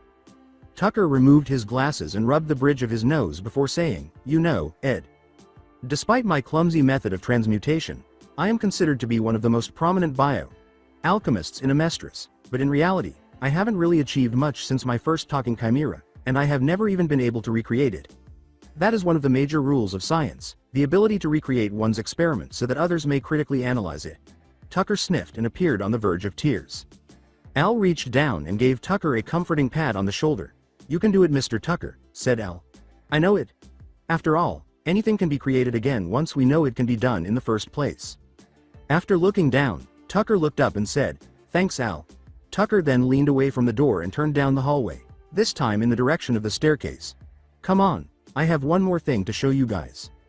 He led them to another hallway, which was considerably shorter than the one before it, and turned right up the stairs. Tucker made his way all the way to the end, where he found two heavy oak doors that resembled the oak doors in Tucker's laboratory. Tucker approached the doors and glanced at the group behind him before opening them to reveal a room nearly entirely occupied by tall bookcases brimming with books. Together, Ed and Al exclaimed, "Wow," as they looked in wonder at the library. Naruto nodded appreciatively as he examined the collection. "This is quite the collection, Mr. Tucker. It must have taken you a while to collect." Tucker turned toward the brothers and pointed to one of the more nearby bookshelves, saying, "Yes, but most of it is actually my former teacher's collection. I have just been adding to it when I can. Those shelves contain all of my research, the rest of the books are the collective works of several great alchemists as well as some of the more advanced theories on alchemy itself. You are free to read as you like. If you need anything, I will be down the hall in my study." Tucker then walked away, heading down the hall and into what was, presumably, his study. Ed gave a nod and hurried to the closest book he could find. Ed said, "Al, I've got this shelf," took out a heavy book, opened it, and sat down on the ground. Al approached the shelf that held Tucker's notes. Al said, "I've got this shelf, brother," and took out the first of several books that contained Tucker's research. In contrast, Naruto merely observed from the doorway as the brothers gradually delved into the realm of alchemy. Naruto eventually became bored and stretched before waving to the unresponsive pair. Naruto then turned around and began to walk down the hallway, not waiting for a response he knew would never come, saying, "I'm gonna go do a euro something, see ya guys later." Naruto started to head for the house's exit after descending the stairs, but he halted when he heard juvenile laughter coming from the living room. He laughed at what he saw when he opened the door. Tucker's little girl, Nina, was pacing the living room on her big dog, Alexander, like a horse. But when she heard Naruto laugh, she stopped. After giving Naruto a puzzled look for a while, she laughed and rode Alexander to Naruto. Before turning to face Naruto, she rode straight up until she was in front of him. She asked, "Who are you?" For a moment, Naruto thought, well, but then a smile spread across his face. "This is for you, sensei," he thought. "I go by many names. I am the Wandering Sage, the paragon of perverts everywhere, loved by women and feared by all else. I am Naruto Uzumaki." Naruto began performing a kabuki dance as he spoke. Conversely, Nina's confusion grew even more. Nina asked, somewhat reluctantly, okay, well, Mr. Sageman, can you play with me? After grinning subtly, Naruto nodded and knelt down to meet Nina's eye level. Nina asked Naruto, so, what do you want to play? Before cocking her head to the side in a contemplative pose, which made her appear incredibly cute. Nina said, I don't really know, normally I just play with Alexander, with a sad expression. Naruto rubbed her head after laughing. Even though she couldn't think of a game, Nina looked up and said, well, Nina, I know a game we could play, feeling very grateful that Naruto would still play with her. What is it? Nina cried. After giggling heartily at her eagerness, Naruto got to his feet. Naruto said, where I come from, kids play a game called Ninja. Nina followed him and listened to him describe the game as he made his way to the front door. One person, the ninja, hides as best as he can, while the others try to capture him. If the ninja captures a pursuer, however, that pursuer is dead, and cannot let the other pursuers know where the ninja is. The game is over when the ninja has outlasted the pursuers. The pursuers successfully capture the ninja, or the ninja successfully captures all the pursuers. Naruto ushered Nina outside after opening the front door. He moved to the center of the yard, then looked down. Naruto inquired, did you get all that? Nina gave Naruto another perplexed glance before slowly nodding. Naruto laughed at the girl's straightforward explanation, it's just like hide and seek, but with tag, and then nodded. Something like that. With a mischievous glance up at Naruto, Nina asked, can Alexander play? Nina gave a childish laugh as Naruto nodded. Now Nina, I am going to count to 60. You and Alexander hide or try to set up any traps for me. Naruto closed his eyes, sat down, and leaned back onto the grass before counting to 60. Nina and Naruto were lying on their backs next to each other. After 3 hours of playing, Nina decided to take a break because she was so tired. Nina is pretty good, thought Naruto, she could have competed with kids from my time. Naruto glanced at Nina, who was teasing Alexander's enormous ears and giggling every time the dog turned to lick her. Naruto asked, so, did you have fun, Nina? The young girl merely grinned before giving a forceful nod. Yes. I am going to show Daddy that game. Then he will have to play with me. The girl's voice carried a sound of despair, and Naruto's smile faded. I guess Mr. Tucker doesn't spend a lot of time with you. With a nod, Nina rolled onto her side and embraced one of Alexander's big paws. He spends most of his time up in his study, but that's okay, because Daddy is working hard on his alchemy and that is what is important. Naruto scowled, finding the sound unpleasant. He turned away from Nina and gazed up at the sky, seeing its hues change to red as the day began to fade. He looked back at Nina, who was hugging Alexander and slowly stroking his fur while wearing a dejected expression. Naruto said, hey, Nina, attracting Nina's attention. How about we go on inside and check out the Elric brothers? Nina looked at Naruto, perplexed as she had been numerous times earlier in the day. After gaining insight, Naruto sat up and proceeded to explain. The Elric brothers are the two people that came with me. After nodding, Nina grinned. On Alexander's back, Nina asked, do you think they'll play ninja with us? With a simple shrug, Naruto made his way to the house. Let's go find out. Wow, Nina muttered, they've read so many books. Naruto gave a nod of approval. Right now, he and Nina were both staring around the corner of the library doorway. The two had made the decision to attempt a practical joke on the brothers, but they were so engrossed in their books that it would be difficult to set up a practical joke. Ed and Al were seated on different sides of the library, each surrounded by a little pile of books. Naruto whispered something in Nina's ear after glancing down at her. She giggled a little, then climbed up on Alexander's back and walked around the edge of the library. After a brief period of waiting, Naruto approached Ed, who was still too engrossed in his book to notice him. After reaching down and removing the book from Ed's grasp, Naruto raised it into the air and out of his grasp. Ed sat there for a while, not understanding what had happened, and then he glanced up at Naruto, who was grinning. Ed leapt to his feet and attempted to remove the book from Naruto's grasp, but Naruto simply lifted it higher. Ed clapped his hands together and was ready to put them on the floor when a shadow passed over him. What the hell? Give me back my book, damn it, he exclaimed. Just as he looked up, he saw Nina riding Alexander, who then landed on him, pinning him under the weight of the great dog. After some effort, Ed managed to extend his head just far enough to gaze up at Naruto, who was having a hard time not laughing. Ed wheezed, Naruto. What the hell? Al had already left his reading and moved to stand beside Naruto. In contrast to Naruto, Al was giggling heartily over his brother's bad luck. Naruto asked, laughing, I don't know, Ed. What are you asking? Ed gave Naruto a homicidal glance before attempting to escape from beneath the dog. With a laugh, Naruto gave Nina a head pat. Nina, I think Ed has been bullied enough. After chuckling, Nina pushed Alexander forward, releasing the enormous dog from Ed. Ed jumped up and lunged for Naruto as soon as he could. To keep the Elric from colliding with one of the many bookshelves, Naruto ducked around Ed and grabbed him by the waist. Come on Ed, you gotta look at your surroundings before making decisions, said Naruto. With even more annoyance in his eyes than before, Ed glanced up at Naruto. You could have seriously messed up Mr. Tucker's library. Whatever, Naruto. Could you put me down? Replied Ed. After chuckling, Naruto set Ed down. Ed gave Naruto a frustrated glance before approaching Al and resting on his brother's metal body. Ed asked, So, Naruto, what do you want? After giving Ed a quick glance, Naruto reached down and gave Nina a head pat, to which she simply laughed. Well, Nina, why don't you tell Ed what you were thinking? After glancing up at Naruto, Nina turned to Ed. She left Alexander, approached Ed, and bowed. Ed glanced down at Nina before turning to face Naruto in confusion. Mr. Ed, Mr. Al, could you play ninja with us? He asked. Al asked, what is ninja? After grinning, Naruto crossed his arms. Naruto said, why don't you join us and find out? Ed scowled, then dropped to his knees and grasped Nina's shoulders. I'm sorry, Nina, but we didn't come here to. Nina hurried back to Alexander and hopped onto his back before Ed could finish. Ed was pinned beneath the large dog once more before he could take action after she pushed Alexander forward. Ed exclaimed, "Ah, what the hell? Get it off me." Nina looked down at Ed and stuck her tongue out while shaking her head. Not until you say you'll play with me. Ed gave Nina a furious glance before turning to face Naruto when he began to laugh. She's running a hard case, Chief, Naruto addressed the group. Okay, I guess Al and I can play with you, Ed said with a defeated sigh.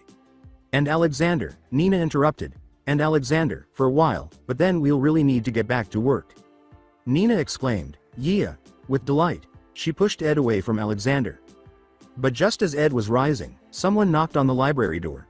A tall, blond man dressed in military uniform emerged as the door opened. Mr. Tucker, who was smiling shyly, was at his sides. The blond man said, Hey, Chief, what are you doing down there? Ed brushed the great dog's hair off his pants and said, I guess I was taking a break from a long day of research. Well, your ride is here, the blond man declared. Ed sighed and turned to face Nina after glancing up at the blond man. Sorry Nina, I guess we'll have to play another time, Ed replied. Despite her sad expression, Nina nodded. Don't worry Nina, said Tucker. Ed and Al are coming back tomorrow to continue their research. After hearing that, Nina's face brightened with joy, and she rushed to Naruto to gaze up at him. Naruto laughed and said, You are going to come back too, right? Before grinning and nodding. Mr. Tucker picked Nina up and put her on his shoulder after she leapt to her feet in delight. Tucker said, Come on you four, before turning to go down the hallway. I'll walk you out. They trailed after Tucker until he moved aside to let them pass by the front door. The blond man appeared to remember something as he waved them through and was ready to shut the door. He pivoted and spoke to Tucker. After saying, By the way, the colonel wanted me to remind you that examination day is in a week. Good luck. The blond man turned and headed for the vehicle that would take Naruto and the Elrics to their overnight accommodations. Daddy, Nina called out over Tucker's shoulder, what is examination day? Well, replied Tucker, locking the front door, every year, state alchemists have to report on their research if they wish to keep their certification. Daddy did not do so well last year, so this year I have to provide something extraordinary, or else your daddy will not be a state alchemist anymore.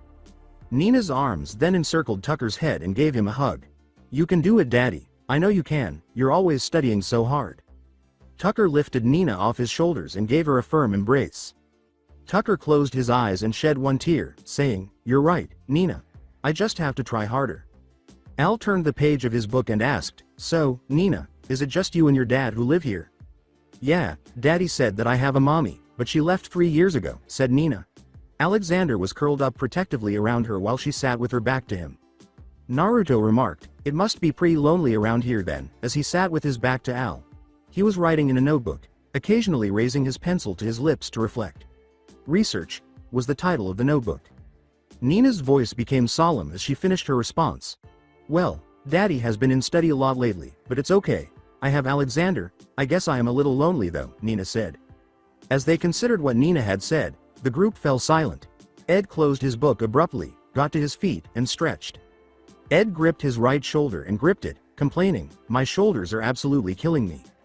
Al closed his book and said, "Maybe you should move around, brother." Ed pointed to Naruto and exclaimed, "Yeah, you're right. Hey you, I need to get you back for pranking me the other day," he said. After chuckling, Naruto tucked his notebook and pencil into his coat. With a competitive expression on his face, Naruto asked, "Is that a challenge, Ed?" Naruto grinned and said, "Hell, yeah," before turning to face Nina. "So, Nina, how should we settle our dispute?" Nina's face went blank, but then she smiled slowly and laughed happily. She exclaimed, "Let's play ninja," as she mounted Alexander and led him out of the library. Ed and Al gave Naruto a perplexed look. The brothers asked each other at the same time, "What is ninja?" Naruto chuckled before leaving the library. "Well, you have 30 minutes a euro." Ed let out his breath slowly, trying to make as little noise as possible. Right now, he was perched high in one of Tucker's numerous trees. He even covered his face with green paint and changed the color of his jacket from red to green in an effort to evade the bizarrely perceptive Naruto's prying eyes.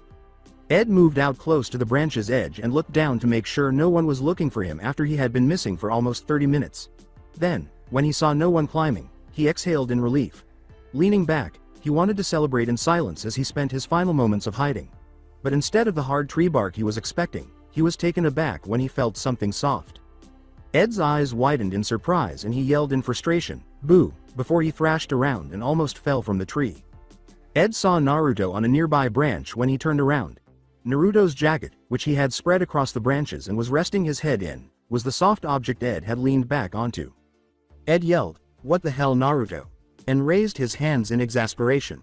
But Ed lost his balance and fell backwards as a result. But just as Ed was about to fall, Naruto's hand darted forward and caught him by the collar of his shirt, bringing him back to safety.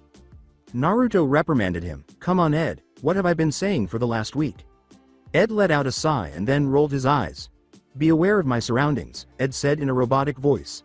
After giving Naruto a suspicious glance, Ed leaned forward and placed his chin on his hand before asking, "How'd you find me this time?" After grinning, Naruto leaned back smugly. "You transmuted your jacket under the same tree you were hiding in," Naruto said. Ed shook his head and let out a frustrated groan. "So, did you find the others?" Naruto gave a nod. "Yeah, I found Al about 8 minutes in and I found Nina around the 20-minute mark. At least he was the last to be discovered," Ed grinned. "So, I won." After letting out a loud laugh, Naruto shook his head and said, "No, you just didn't lose as badly." Ed sulked at that, but a loud alarm jarred him out of his gloomy reverie. Alphonse and Nina's voices called out, "Hey!" as they hurried out of the house, "Time's up." With a laugh, Naruto picked up his coat and started to descend. Ed joined Naruto with a sigh. They soon regrouped in front of Tucker's house, Ed leaning against Alphonse, who was presently tinkering with the feather on his headpiece, and Nina riding atop Alexander. Naruto shook his head after gazing up at the orange sky. "I think we should head in, Nina. Ed, Alphonse, and I are going to have to leave soon. They still need to collect their things." After giving a nod of approval, Nina yawned and leaned forward on Alexander. Naruto turned to face the brothers Elric.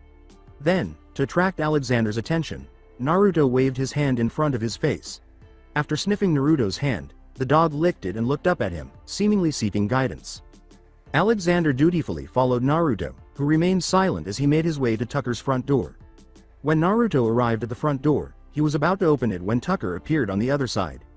When Tucker saw the group he was going to look for standing directly across the door, he exclaimed, "Oh, I was just about to come and look for you. I have finished my study for today, and since this is the last day you three are going to be here, I thought I'd invite you in for some tea," he said. After grinning, Naruto turned to face Ed, who was grinning at the considerate gesture. Tucker grinned as Naruto said, "Sure, we'd love some tea." "Oh lovely," Tucker said. Then, just as they had met at the start of the week, he held open the door for everyone and showed them to his living room. Even their seats were identical, with Tucker on one side and Ed, Al, and Naruto on the other. Tucker brought them their tea, and they sat in a largely silent silence, unable to discuss anything. Nina and Alexander were playing on the floor, and the only sound was her occasional laugh. Al said, "Mr. Tucker," drawing the attention of the previously mentioned individual. "Yes, Al? If I may ask, why did your wife leave you and Nina?" Instead of answering right away, Mr. Tucker took a sip of his tea. Mr. Tucker sighed, then removed his glasses and rubbed the bridge of his nose. Well, Al, there is something you must understand, he said, interrupting himself with another sip of tea. Before I acquired my state alchemist certification, our lives were terrible. We were so poor then, and €1 I guess my wife just couldn't live like that, so €1 she left. I can't afford to fail tomorrow's assessment. I don't think I could bear living like that again €1 and I don't want that life for Nina, he said after looking up once more and putting his glasses back. Nina then turned and faced her father. She shouted, "Don't worry, Daddy," as she climbed on top of Alexander. "If those people do tell you no, then me and Alexander are gonna growl at them until they say yes," she said, emphasizing the last part of her statement with her best fake growl, Alexander joining in. "That'll do it, Nina," Alphonse said, joining in the group's laughter at the girl's adorable yet naive remark. After a sorrowful smile and a glance down into his tea, Tucker seemed to have an epiphany. After giving Nina a brief glance, he grinned. "Nina," Tucker said. "Yes?" Nina looked at her father and asked, "How would you like to play with Daddy tomorrow?" She then grinned broadly, thrilled to be able to assist her father. "Really?" cried Nina. Tucker nodded and grinned. With a hoo-hoo cry, Nina jumped off Alexander's back and embraced Tucker. When a ring echoed through the house, signaling the end of Elric's stay at Tucker's house, the group grinned as they watched the touching scene. Ed, Al, and Naruto stood up and bowed to Tucker, who grinned back. While Nina reached out and touched their hands as well, Ed smiled and reached across the table to shake Tucker's hand. "Thank you very much for letting us review your research, Mr. Tucker," Ed replied. "You are a very talented alchemist and I am glad to have met you. Good luck on the exam tomorrow. I am sure you'll do fine." With a nod, Tucker turned to face Al and Naruto and held out his hand to them. Like his brother, Al took his hand and thanked him. Naruto broke off his handshake with Mr. Tucker and said, "It was a pleasure meeting you, Mr. Tucker. I wish you luck on your exam," before turning to face Nina, who appeared a little dejected. Naruto said, "Nina, remember what I said?" After giving a nod, Nina recited, "Be aware of your surroundings for you never know when it might save your life." After giving a nod, Naruto produced a tiny red ribbon. He walked around the table, leaned slightly, and wrapped the ribbon around Nina's forehead before saying, "I got this for you, Nina. I hope you like it. It's a good luck charm." Speechless, Nina glanced up at Naruto before leaping out of her father's embrace and putting her own around Naruto's neck in the tightest hug she could manage. Naruto also put his arms around her and gave her a strong hug. Nina said, "Make sure you guys visit soon," and then she released Naruto's neck. "We will," Naruto answered. "Right guys?" Naruto called out to the brothers. "Yes," they all said at once. The doorbell rang once more, and there was a knock this time. "Honey," Tucker said, "it looks as if they need to get going, so finish saying your goodbyes." After giving a sorrowful nod, Nina approached Ed and Alphonse and gave them both hugs. When she was done, Ed got down on his knees, took Nina by the shoulders, and met her eyes. "Nina, if you ever find yourself in trouble, and you don't know where to go to the big building in the center of the city and ask for Roy Mustang. If they won't let you see him, then tell them your big brother, Edward Elric, told you to go to him. You got that?" After giving Ed a brief glance, Nina reluctantly nodded her head. After ruffling her hair one last time, Ed got to her feet and turned to join Al and Naruto, who had just begun their journey to the house's front door. Before the caller broke down the door, the three of them hurried to the entrance when the bell rang a third time. The same blonde man who had picked them up on their first day was there when they opened the door, but he was smoking a cigarette this time. "About time, I was just about to break down the door," the blonde man said, grinning at the Elric brothers' frustrated expressions. "Oh, and when were you gonna do that, Havoc?" inquired Naruto, smirking at the man's attitude. Rather than answer, Havoc took a long, deep drag from his cigarette before tossing it to the ground and extinguishing it with his foot. "Right when I had finished my cigarette," Havoc remarked. After chuckling, Naruto turned around and shut the front door. "Anyway, Ed, the colonel says he needs a written report on everything that you covered while researching, as well as any theories you may have come up with." Ed moaned, then asked, "Anything else?" while nodding. Before shaking his head, Havoc raised his hand to his chin in a contemplative pose. Havoc ushered them into his car and began driving them to their accommodations after saying, "Nope, now come on you three. I have a date with Geraldine that I am not going to miss." "Not another one, Havoc," Ed sighed. "Just face it, you are bound for a single life." Ed merely shook his head, murmuring that this Geraldine is the fifth one, not the one. "I resent that, Ed," exclaimed Havoc. "She's the one. I can feel it." "Anyway, aside from Havoc's failing love life, what's up next?" replied Naruto. Ed gave Naruto a long look before shrugging. I don't know, Central I guess. Al and I haven't been to the Central Libraries section on bio. Alchemy, and they sure have a lot larger collection. After giving it some thought, Naruto nodded in agreement. When do you want to leave? Tomorrow I guess, after I turn in my report to Mustang. I really don't need to anything else here, Ed replied. Alright. Then let's make sure to pop by Tucker's on our way out. We don't want to leave without first saying goodbye to Nina. Alphonse and Ed both nodded. Then, as the brothers next to him started a drawn-out discussion about the physical characteristics of newts, Naruto leaned his head back against the headrest, closed his eyes, and dozed off a little. Naruto said, "What a dismal day to be leaving," as he approached Tucker's door. As he knocked on the door, he felt the first drops of water fall on his face and gazed up into the dark sky. The rain clouds overhead were quite an unexpected change in the weather, as the week had been mostly sunny. Al always finds the positive side of things. Hey, at least it's only like this today, instead of the entire week, he said. True, although I hope Nina isn't too sad that she won't be able to play with her dad outside, said Ed. When Naruto knocked again, Al and Naruto both nodded. After a few minutes of waiting, they knocked a third time. Al said, "Perhaps they went out." Ed backed up a bit and checked to see if any lights were on upstairs. No, not on a day as important as this, when Mustang could be coming around at any moment, he said. With a frown, Naruto said, "Their car is also still here." Surprised to discover the front door unlocked, Naruto reached forward and tried the door handle. After entering, the three of them removed their raincoats and put them on the coat rack near the door. "Mr. Tucker, we're here to say goodbye to Nina, since we're leaving today," Ed yelled. They began to enter the house slowly after receiving no response. He called out, "Mr. Tucker," but once more got no answer. As they continued down the corridor and past Tucker's Chimera storage room, they heard voices coming from within. As Naruto glanced at the door, he saw that the chains that had previously secured it were unlocked and missing. Ed reached for the Chimera storage room door handle and pulled it open. The group expected the deafening din of noise that had previously attacked them, but instead they encountered almost complete quiet. Light streamed into the room as Ed opened the door further, revealing Tucker kneeling beside a chimera and whispering something in its ear. "Ah, Mr. Tucker, you are home," said Alphonse, relieved that Tucker was unharmed. Startled, Tucker turned to face them, then grinned and said, "I did it. I finally did it." Tucker's words caused Ed and Naruto's eyes to widen.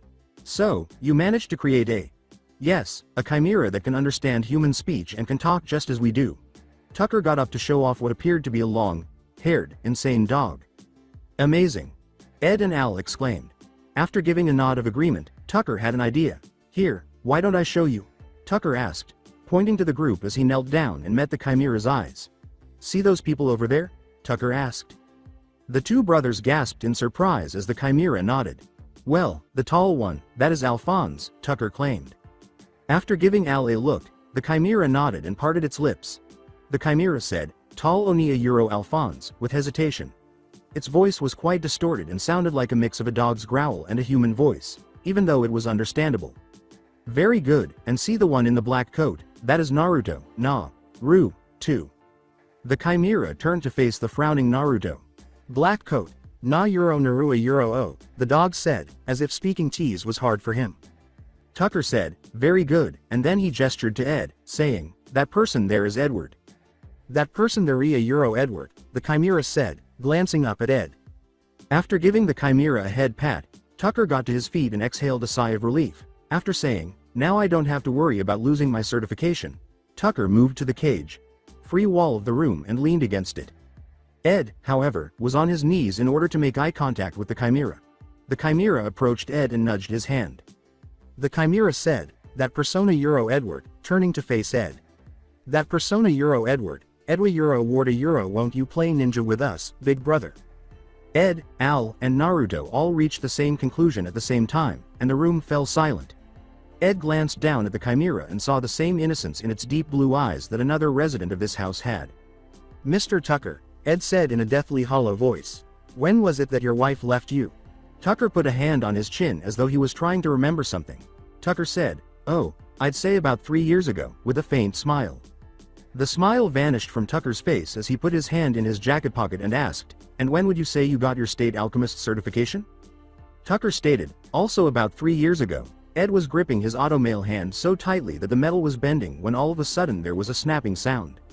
I just have one more question to ask then, if you don't mind, replied Ed. Sure, go ahead, Ed said, abruptly lifting his head from the floor to reveal tear-stained eyes as he glared at Tucker. Where are Alexander and Nina? Tucker's expression abruptly became irate. Tucker said to himself more than to Ed, damn, freaking brat figuring it out so quickly, even though that was more than sufficient. Ed threw himself at Tucker, but Naruto grabbed him by the waist to stop him in his tracks. You sick bastard. You transmuted your wife the last time you did it, and now you were going to do it again. It's easier to create a chimera that can speak when one of components already knows English. Ed attempted to attack Tucker, but Naruto still suspended him. Ed was about to say, let go of me you bast. Oomph. When Naruto abruptly squeezed his stomach, forcing all of the air out of his chest. Ed then began coughing and hacking from the experience after Naruto dropped him. Though it was hardly more than a whisper, Naruto's voice asked, what have I always said? Ed, still wheezing from having all the air sucked out of his lungs, rasped, what does that have to at all with this situation? Be mindful of your surroundings, Naruto whispered again. Your younger sister still believes that thing to be her father, Naruto explained. If she witnesses you harming Tucker, you will also be indirectly harming her. Ed was about to lash out at Tucker again when he looked up at Naruto and his eyes met Naruto's. Even Ed's anger seemed to be subdued by Naruto's ocean of rage, which filled his eyes like deep pits. Naruto set him down and stared at Tucker until he was certain that Ed would not harm him physically. Everyone in the room froze, staring at Naruto as he unleashed an oppressive aura. Tucker, there is a place in hell that is set aside for those who commit the most despicable of acts, a place below the seventh ring, where everlasting torment can't even begin to comprehend it. When I am through with you, you'll wish you were there. And when I have you begging on what is left of your hands and knees for death's sweet release, I will not give it to you. I will make you suffer for as long as humanly possible, and then try to make you suffer longer. Tucker's knees gave out and he collapsed to the ground in a fetal position, letting go of his bodily fluids as Naruto finished. At least gets to keep his state certification, Tucker muttered to himself as he took out his watch and held it protectively, as though it were his lifeline to reality. Ed gave Tucker a furious look before approaching him and kicking the watch out of his grasp. Then, unable to stand being around Tucker and the changed Nina, Ed muttered, like hell you're going to remain an alchemist after this, and walked out of the room. Tucker began to crawl in the direction of the watch, pleading that he needed it in order to continue being a state alchemist. But just as Tucker reached for his watch, Naruto's hands shot out a knife, impaling the watch and sending several of its parts flying in all directions. Then, as he curled into an unresponsive ball, Tucker began to whimper before sobbing. Chimera Nina was then carried into the hall by Al, who had been observing in silence. She approached Edward, who was sitting with his face in his hands, and began nudging him. Edwa Euro Ard, can we play ninja now? After giving Nina a quick glance, Ed ruffled the Chimera's hair, just as he had done with Nina the previous day. Ed said, I'm sorry, Nina, ignoring the question, I'm sorry we can't change you back, I'm sorry a Euro. And then began sobbing into his hands again. Nina simply gave Ed's hands another nudge. Ed, can we play? Can we, Ed? Ed realized that Nina would remain this way for the remainder of her unnatural life as he glanced up at the changed Nina once more. Before he knew what he was doing, he delivered a loud, terrible, agonized scream that reverberated throughout the house because it had quickly become too much for him. Just then, there was a roar of thunder, and the first drops of a heavy rain started. Al, Ed, and Naruto were seated on Tucker's front step.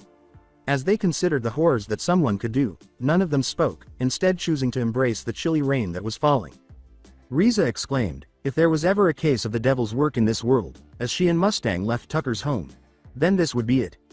Mustang paused next to Ed and the three of them, then turned to face the sky. The devil, Mustang retorted reflectively, the state alchemist must be willing to act, able to take another's life when ordered to and without question. In many ways, Mr. Tucker's actions and our own may not be that far apart when it comes to interfering with other people's lives. Mustang then took out his own alchemist's watch, opened it, and said, we choose our own path, knowing full well what we are doing and that's the way it is, right Full Metal? Roy Mustang snapped his watch shut and tucked it into his jacket after glancing down at Ed, who was still not responding. As he started to leave the estate, Mustang remarked, you will probably encounter cases like this again in the future. You may even have to get your own hands dirty in the process. If you are going to shut down like this every time, then you don't belong in the military. Looking up at Mustang's retreating rear, Ed responded, we may be called the dogs of the military, adding, we may even be cursed as devils. Mustang stopped and turned to hear Ed's words, but Al and we are still going to get our bodies back. Then Ed let the rain dry his tears as he gazed up at the sky. I know the truth, Mustang. I know we are not devils. I know we are not gods. But damn it, we couldn't even save one little innocent girl. We Euro are human, damn it. Ed then got to his feet and yelled, we're only human. Letting go of all the hurt and anger he had inside, which was gradually absorbed by the rain. In his office, Tucker was seated, and across from him was the chimera Nina. With a sigh, he gazed up at the rainy night sky. Since Ed left, the rain had not stopped, and it didn't appear to be stopping anytime soon. Then Tucker turned back to Nina, the chimera, and patted his knee, encouraging her to move forward.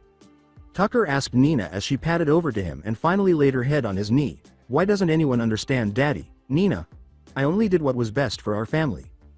Before a sound warned them both of a third presence in the room, Tucker stroked the top of Nina's head.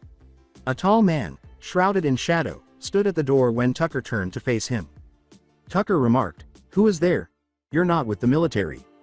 The man then emerged into the light, displaying dark sunglasses, white hair, and brown skin. He had on a white undershirt and a yellow jacket with a high collar. There were blood flecks on the undershirt. He wore black military combat boots that blended in with his solid black pants. But this man's most remarkable characteristic was a large, white scar that formed a X across his face and nose. The man's otherwise brown skin was starkly contrasted with the scar. The man asked, you are Sho Tucker, the sewing life alchemist, right? When Tucker noticed the blood on the man's shirt, he became alarmed and hurriedly left his chair, backing up to his office wall. Tucker began to grow more alarmed as the man approached slowly. Who are you? How did you get in? There are military police outside. Tucker cried. When he was within arm's reach of Tucker, the scarred man pulled his right hand from his pocket and stopped. At that, the man reached forward and took Tucker's forehead. Those foolish alchemists, he said, who stray from the path of God and his divine creations, shall be punished. Shortly afterward, the scarred man's hand flared with blue alchemical light, briefly engulfing Tucker's body. All the cells in Tucker burst at once, and blood exploded from his body. The scarred man then turned to face the chimera, which had approached Tucker's body and was prodding his hand in an effort to get the deceased man to react. The scarred man knelt down and put a comforting hand on Nina's back. The scarred man then got to his feet, walked in front of the chimera, and met its eyes. You poor creature, once you've been turned this way, there is never a way of separating you back into your component parts. Your passing, at least, the man said, placing his hand on Nina's head, will be in peace. There was a sense of melancholy as Ed, Al, and Naruto made their way down the hallway to Roy Mustang's office in Eastern Command. They were going to Roy to find out what would happen to Nina and Tucker, and the events of the day before were still fresh in their minds. The trio came up to Mustang's door and Ed was about to knock when the door opened to reveal Riza. Riza paused and gave the group a startled look before straightening up and returning to her stoic manner. Riza turned around and locked Mustang's office door, asking, you guys are up early. What's the matter? We need to know, Ed said quietly. What is going to happen to Tucker and Nina? They're not going to ship her off to some lab, are they? Riza's expression changed from one of surprise to sadness and a sigh. Mr. Tucker was going to be stripped of his rank and stand trial for what he did to Nina, but, she stopped and thought, they've both been murdered. Al and Ed gasped. Ed's face became a picture of horror, as he learned that the little girl he couldn't save from a life as a chimera now had no life at all. Naruto, who had kept his head tilted down, not wanting to talk to anybody, was now looking fiercely at Riza. Who killed them? Asked Naruto, with a tone of intense rage in his voice. Riza shook her head, pushing her way through the trio as she did, and making her way down the hall. We don't know who killed them, Riza said, throwing her blue military coat over her shoulder. I was just heading over to the scene now. I shall accompany you, Naruto said. Riza stopped and looked at Naruto. Sir, I don't think. She began, but her will to resist was crushed when she sensed Naruto's oppressive aura. The aura then faded until Naruto's anger was barely perceptible. Do not test me on this subject, I will accompany you. After a moment of motionlessness, Riza turned rigidly and started walking down the hall again. We're coming too, came out Al's voice, although it sounded slightly frightened. No, replied both Naruto and Riza. Why not? Inquired Ed, angrily. Naruto stopped, before turning around and leveling a hard gaze at Ed. Ed, started out Naruto, there are some things that you don't need to see, things that you will wish you had never seen and will haunt you for the rest of your life. Trust me, you don't want to see this. Ed appeared ready to respond, but instead he turned away and collapsed to his knees, tears streaming down his cheeks. Al knelt beside his brother and comforted him by placing his hand on Ed's back and massaging it. After giving the two a brief glance, Naruto turned to follow Riza, who had already reached the staircase leading to the main floor. He caught up to her as she was leaving Eastern Command.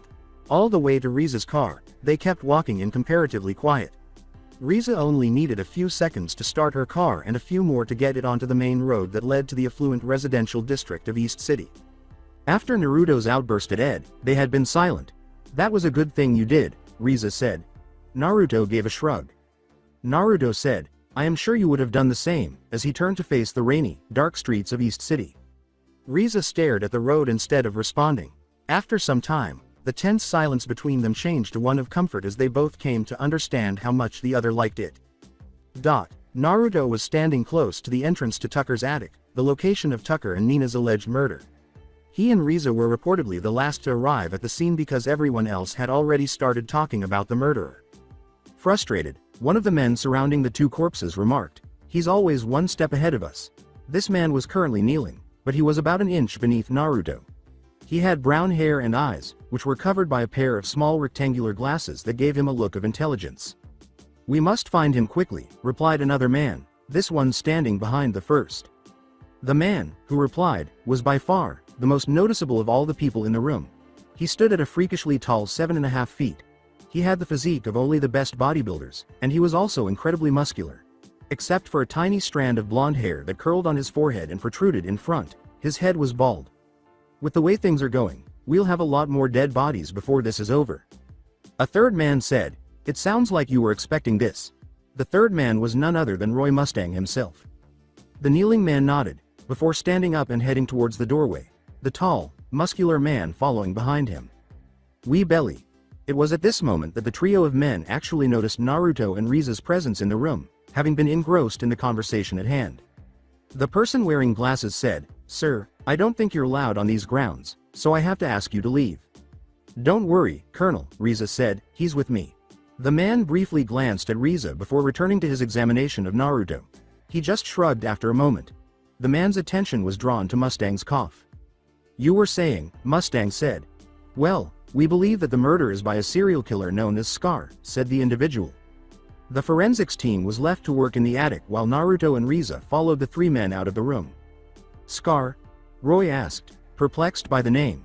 "We don't have an actual name yet, and we have only been able to identify him as a man with tan skin and a large, cross-shaped scar across his face." "Why is he the main suspect?"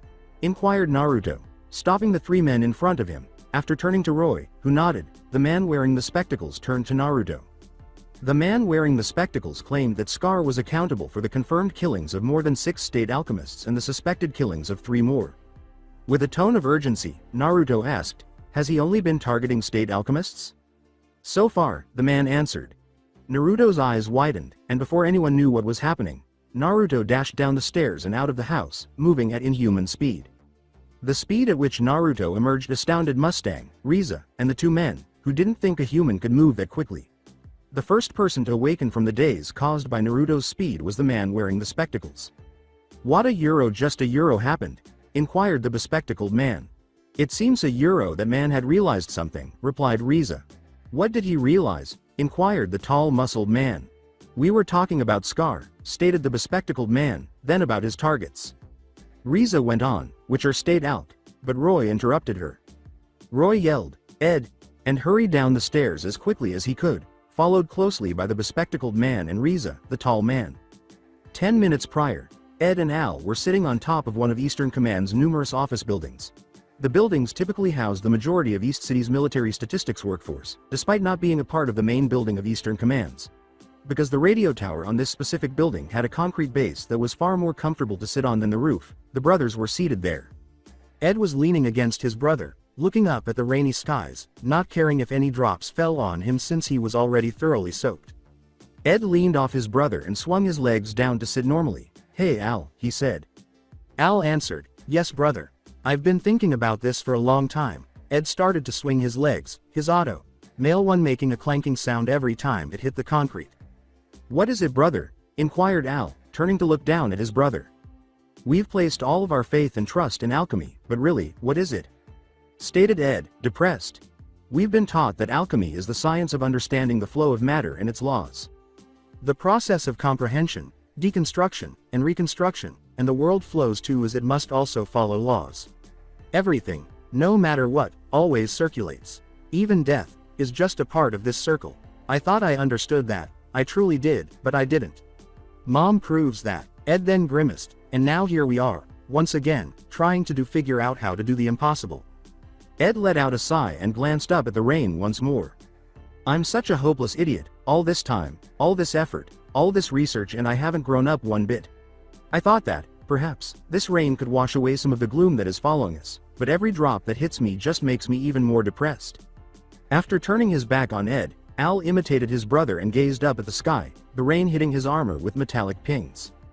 I don't even get that much, said Al. Without a body, I don't even get to feel the rain hit my face. Al then turned to see his brother. That is something I miss. All the time I want to get my body back, brother. I want it so badly it hurts. A deep voice called out from the other side of the roof, you, boy, you are the Full Metal Alchemist, Edward Elric, correct? Ed looked up numbly and saw a man with dark skin, a scar running across his face, and a yellow high-collared jacket. When Ed saw the man reach back and flex his hand, he didn't quite react. Instead, he just watched as the man surreally threw his hand forward with the intention of grabbing Ed's head. When his brother grabbed Ed's collar and pulled him aside, he was startled out of his unconscious state. The metal girder that had been right behind Ed's head was briefly grasped by the scarred man's hand. The metal girder began to twist and warp before exploding in a shower of metallic shrapnel as blue light burst from the scarred man's hand. Ed pressed his hands together and placed them on the roof, creating a column of stone that encircled the man and the exploding shrapnel as he and Al leapt back from the metal shower. What the hell was that about? Inquired Ed, breathing in deeply as the adrenaline started to kick in. Neither Ed nor Al had time to hear a response, as the column of stone exploded outwards, revealing the scarred man holding his arm out as though he had just pressed it against the stone. The man kicked debris out of his way as he walked towards the brothers after lowering his arm. Ed didn't waste a second, turning and heading for the ladder that went down to street below. Come on, Al, let's go, Ed shouted as he grabbed the metal ladder and descended. The scarred man approached the roof's edge and peered down at the brothers who were descending quickly. He placed his right hand on the metal of the ladder. From the point of contact, blue light burst forth and rushed down the ladder until it reached the Elrics. From there, the ladder exploded outward, sending the two brothers flying into the street below. Luckily, the brothers were only 12 feet off the ground, and since Al was entirely composed of metal and Ed had superhuman arms and legs, there were no crippling injuries. When the two brothers saw the scarred man slam his hand against the office building, they gasped in horror and turned back to face him. Then the crackling blue light of the scarred man's alchemy filled the entire office building. The building began to tremble, and a moment later the lower levels collapsed, tilting the structure forward and beginning to fall apart. The roof, however, stayed intact and the scarred man was clinging onto it and riding out the crumbling building. The man leapt off the roof just as it was about to hit the ground, landing in the street about 10 feet away from the brothers. After that, the brothers turned and ran as fast as they could, avoiding the scarred man who was pursuing them. What the hell is this guy's problem? Ed exclaimed, slamming his hands together and halting abruptly to make contact with the floor. Ed didn't wait around as a wall of stone rose up. Instead, he started running again. The brothers heard an explosion a moment later, and when they turned to look behind them, they saw the wall in shambles and the scarred man rapidly approaching. What did I do to make this guy want to kill me? Ed exclaimed in terror and annoyance. Well, you haven't exactly been avoiding making enemies, brother, Al said, slightly before Ed. Al and Ed turned down a small alley that they both knew led to the main road, and Ed scowled in response. However, blue light rushed ahead of them before they could see it, causing a portion of the building on the alley side to collapse, preventing them from fleeing. Ed and Al halted so the falling debris wouldn't crush them. The scarred man standing at the alley's entrance caught their attention as they turned around. Ed exclaimed, "Why are you after us?" with a terrified expression. "As long as there are creators like you in this world, there must also be destroyers like me," said the man with scars. Ed put his hands together and then used his right hand to grasp a metal pipe protruding from a piece of debris. Ed responded, "Then it looks like we'll have to fight," as he transformed the pipe into a long machete-style knife, blue light shooting from his hand. Then he and Al stood up and hurried the scarred man at the same time. The scarred man grinned and said, "You've got spirit, kid," but he twisted until his body was sideways, avoiding the two brothers' attacks with apparent ease. But, he said, you're too slow. The scarred man then grabbed Al's armor, where his kidneys should have been. Al's suit was filled with blue light, and then, like the radio tower's metal girder, more than half of it burst into tiny metallic fragments. But when Scar realized there was no body inside the armor, his eyes grew wide with shock. Empty, the scarred man said. Ed yelled, you bastard, as he charged the scarred man and stabbed him in the face. The scarred man turned his head to the left and put his hand on Ed's right arm. He remarked, you're still too slow, as Ed's arm was engulfed in blue light. However, as Scar's alchemy recovered, it merely made a metallic ding rather than exploding. With a genuine look of surprise, Scar slammed Ed's arm with his left hand, removing the knife. Ed used one leg to strike out, but the scarred man pushed him back before his foot could make contact. When the scarred stepped forward, Ed was knocked back into the street. Ed rolled back and got up, removing his red coat with a frustrated grunt. The scarred man narrowed his eyes in understanding. He then saw Ed throw his jacket aside and put his hands together, saying, so, you possess an auto mail arm. That explains why my attack did not do as much damage as I expected. Ed covered the back of his right hand with his left, and as he transformed the metal backhand into a long blade, blue light filled his auto mail hand. With pieces falling off of him as he pulled himself forward with one arm, Al exclaimed, brother, don't fight, run. Ed shook his head after glancing at his brother. You idiot, Ed responded, I'm not just gonna leave you behind. So you put your hands together and create an alchemical ring, using your body as the circle. Then you perform transmutation, the scarred man said, drawing the brother's attention. Now I see. Then Ed thrust his bladed hand at his face, and he sidestepped. With his left hand, the scarred man took Ed's arm. After locking Ed's legs in his own, the scarred man raised his right hand to Ed's auto mail shoulder. The scarred man's hand flashed blue light. I must begin by destroying this infernal right arm of yours, and before Ed could blink, his arm exploded, sending pieces flying and cutting the scarred man's and Ed's faces. Al yelled, brother, as he frantically attempted to assist his brother, but he was powerless because of his state of disrepair. The scarred man said, now, Edward Elric, you will not be able to use your heretical alchemy, as he approached Ed slowly. Ed let out a terrified gasp, stumbled backward, and fell on his face without his arm to steady him. Then Ed turned, looking up at the scarred man. Above Ed, the man came to a stop. I will give you a moment to pray to gods, the man said. Al yelled, brother, run away, with obvious desperation in his voice. Unfortunately, Ed said, sitting up and giving the scarred man a defiant look, there isn't any god I'd like to pray to. Pity, the scarred man said, bending over. Am I the only one you're after today? Asked Ed, or are you also going to kill my brother too? After leaning back up, the scarred man turned back to face the frantic Al. Then he faced Ed once more. If your brother interferes, then I will eliminate him, replied the man with a scar. However, it is only you, Full Metal Alchemist, that will be receiving divine judgment today. Then promise me, Ed insisted, that after you kill me, you will not hurt my brother. The man with scars gave a nod. Scar then bent down and extended his right hand back, saying, I swear, I will keep that promise. Al yelled, no brother, don't do this, run away. But Ed just closed his eyes and waited without answering. Scar then threw his hand forward, preparing Ed's head with blue light already engulfing it. Al exclaimed, brother no, before Ed and Al were both blinded by blue light. A warm substance trickled down Ed's face. When he opened his eyes and looked up, he saw the stump of what had been an arm in front of his face and a black cloak above him. The voice that Ed and Al recognized said, you know a Euro Ed, but it was breathing very raggedly. You a Euro still need a Euro to get better a Euro at hiding, Ed and Al said. Mr. Naruto, Al exclaimed with obvious joy.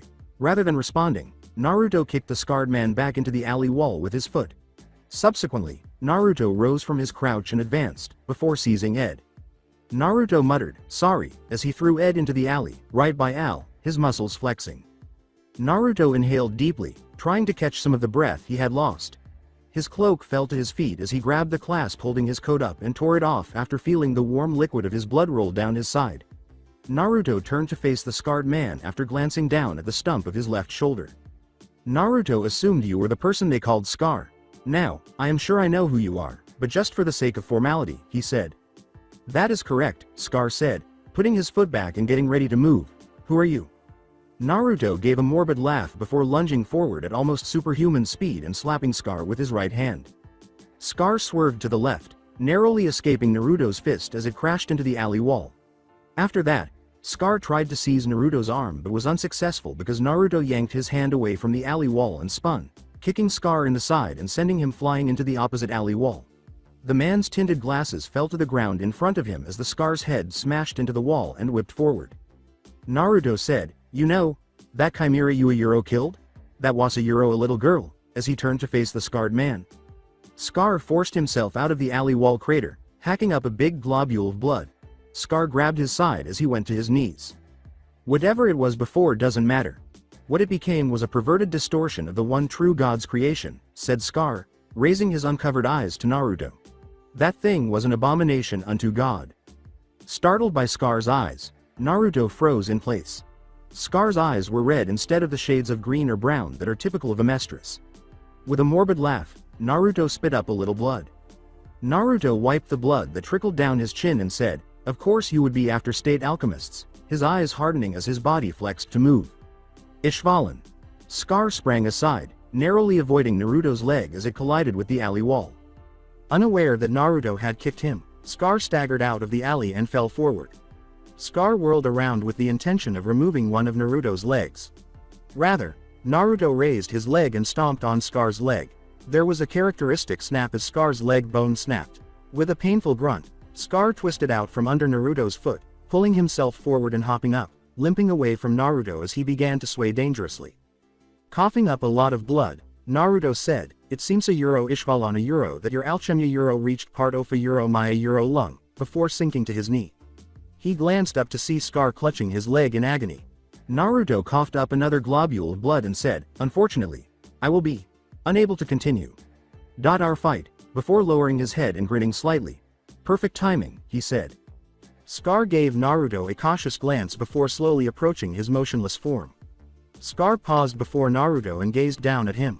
Without saying a word, Scar extended his right hand to grab Naruto's head before he jumped back with a click. 3 gunshots echoed through the street a moment later, leaving holes where Scar had been standing. Scar fell onto his fractured leg, causing him to fall to the ground and grunt in agony. Scar snarled in restrained annoyance after glancing down the street. Mustang and Riza, the bespectacled man, and the muscular man were at one end of the street. Riza was holding the gun that had just exploded, and she was expertly focusing her gaze down its sights. On the other side was a military blockade that was expanding quickly. "That is enough," Mustang yelled, gaining the attention of Scar. "You will not be killing anyone else today, Scar. We are taking you into custody where you will answer for the murders of at least 10 state alchemists and over 30 Amestrian soldiers and personnel." Scar got to his feet, scanning the rapidly growing wall of soldiers and Mustang. He turned to face Mustang. "Alchemists alter things from their natural form, perverting them into something else, something grotesque. They profane God, the true creator of all things," said Scar. "As an agent of God, I must hand down his judgment upon those who would corrupt his creations," said Scar, lifting his right arm to reveal it to everyone in view. As Scar slammed his hand down onto the street's cobblestone, blue light engulfed it. The street was illuminated by a crackling blue light, and almost instantly the street collapsed into the sewers below. "What the hell?" Mustang exclaimed as the area became covered in dust, making it impossible for anyone to see. Scar was nowhere to be found when the dust settled and most of the street fell into the sewers, creating a huge hole. The previously mentioned bespectacled man said, "The bastard got into the sewers," as he gazed into the hole. Roy gave a frustrated growl. "Everyone," demanded Roy, "start setting up blockades at all known exits from the sewers. We cannot let Scar escape." After letting out a sigh, Roy recalled why he had come. Roy yelled, "Full Metal," as he was unable to locate the young alchemist. Ed yelled, "Here," from his spot in the alley. After circling the big hole Scar had dug in the road, Mustang found himself directly across from the Elric brothers. Mustang responded quickly after observing their condition. "Major Armstrong," Mustang exclaimed. The tall man from the Tucker house emerged from the debris, having started to move some of the bigger stones. "Yes. The now named Armstrong answered. Get the Elrics out onto the main road, so that they can receive treatment foe." The 2 older men turned to face Ed when he yelled, "No, first find Naruto, he is gravely wounded." Armstrong glanced at Ed, perplexed, and then turned back to Mustang for clarification. "Naruto was the man who was with us in Tucker's house," Roy said, looking through the debris for Naruto a Euro. or, if not, his body. Filtering down into the debris, the soldiers who had blocked off the end of the street began looking for injured soldiers or civilians.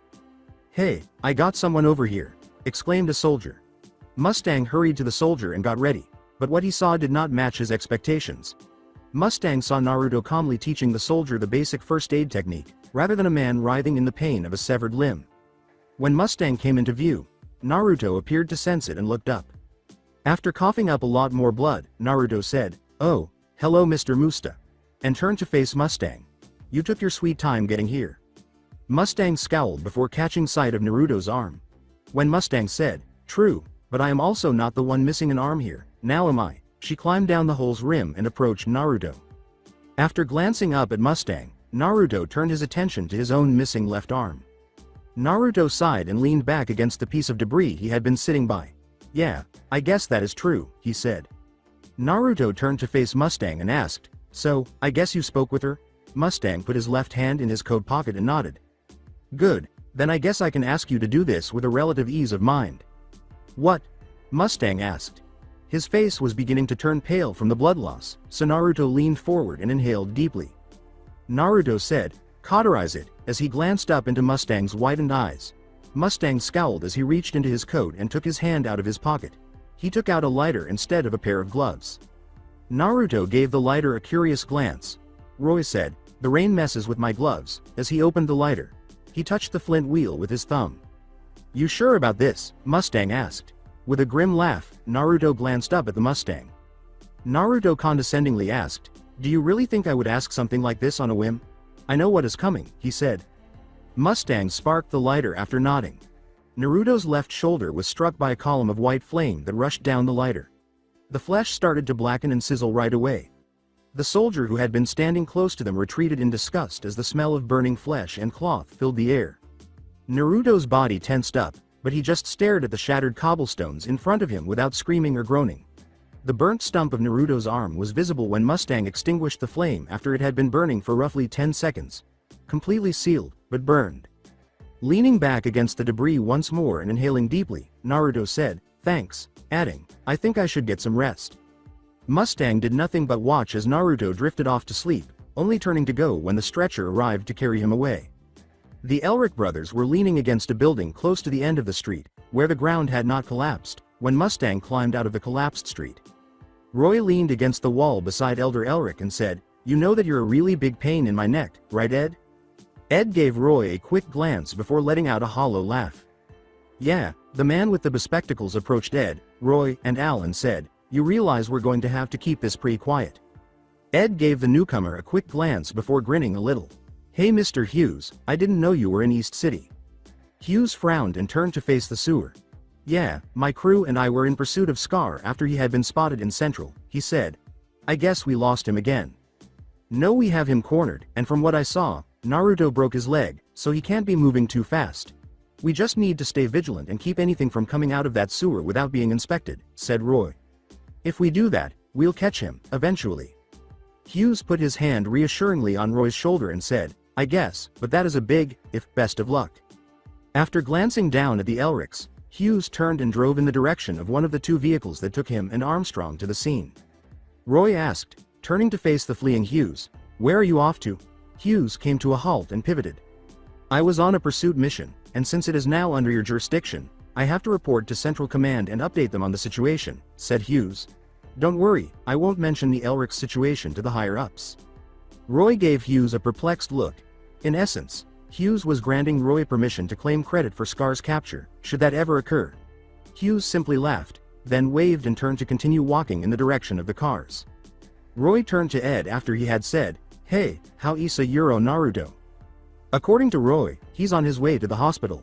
Ed appeared to pout at that, his shoulders and head slanting slightly forward. Roy asked, kneeling to almost eye level with the two brothers, "What exactly happened, Ed?" "He saved my idiot brother's life," Al said, just a little irate. Roy and Ed turned to face Al, who had his metal arm and leg leaned up beside him, leaning against the building. Ed started to say, "Al, WH," but was stopped when his brother's face struck Al's remaining fist. Ed yelled, "What the hell, Al?" while clutching his face, which was already flushed from the approaching bruise. Al yelled, "Why didn't you run away when I told you to?" as metal fragments fell from his body. Ed shot back, "Are you insane? He could have killed Yo." Ed's brother's fist interrupted him once more. "Damn it, Al, stop hitting me." Al swung his fist, but Ed saw it coming and leaned back to avoid it. "No, I need to beat the idiot out of you," he exclaimed. Ed said, leaning forward, "I'm not an idiot, Al. He could have killed you." "Yes, you are," responded Al. "Only an idiot makes the decision to die." To which Ed replied, "How is it idiotic to sacrifice oneself for the one they love?" Then his brother grabbed Ed's shirt and he was jerked forward. "You don't get it," said Al. "We need to stay alive, so that we can get our bodies back and help people like Nina. We can't do that if we are dead." Al pushed his brother back to the ground, but in the process, his other arm failed and detached from his body, leaving him without a leg or an arm. His brother yelled in exasperation, "Damn it, my brother is a big, stupid, idiot, and now my arm has fallen off." Ed, completely taken aback by his unusual outburst, looked up at his furious brother. Ed leaned forward, suddenly exhausted. After examining his own scraped arm, he grinned and looked up at his brother.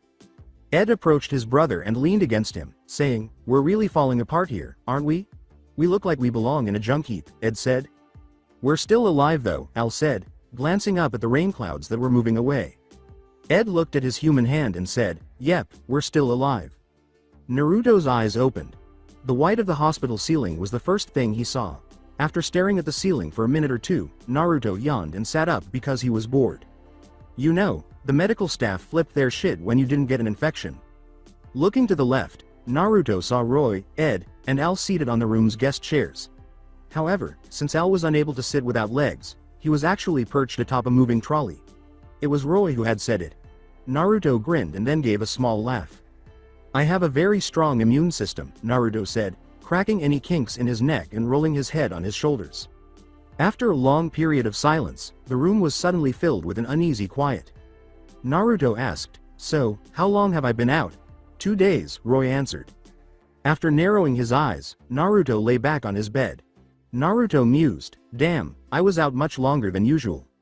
Naruto looked in Roy's direction. "So, have you caught him yet?" Mustang gave a headshake. "Scar is still in the sewers," Roy responded with a sigh. "We have yet to organize a task force to go into the sewers to find him. We think he is probably unable to move very well due to his injury." Naruto said, "He's a Ishvalan," and Mustang's eyes widened in shock. "That is quite enlightening." Mustang got up and bowed slightly to Naruto and the brothers. "I must go. I wish you 3 well. Ed, alert me when you guys reach Central. I will have one of my men pick you up there. Until then," Mustang said, leaving only the Elrics and Naruto. Ed leaned forward to listen, asking, what did he mean by enlightening? With a sigh, Naruto sat up straight and supported himself with his elbow. "Okay," Naruto said, "how much do you guys know about the war?"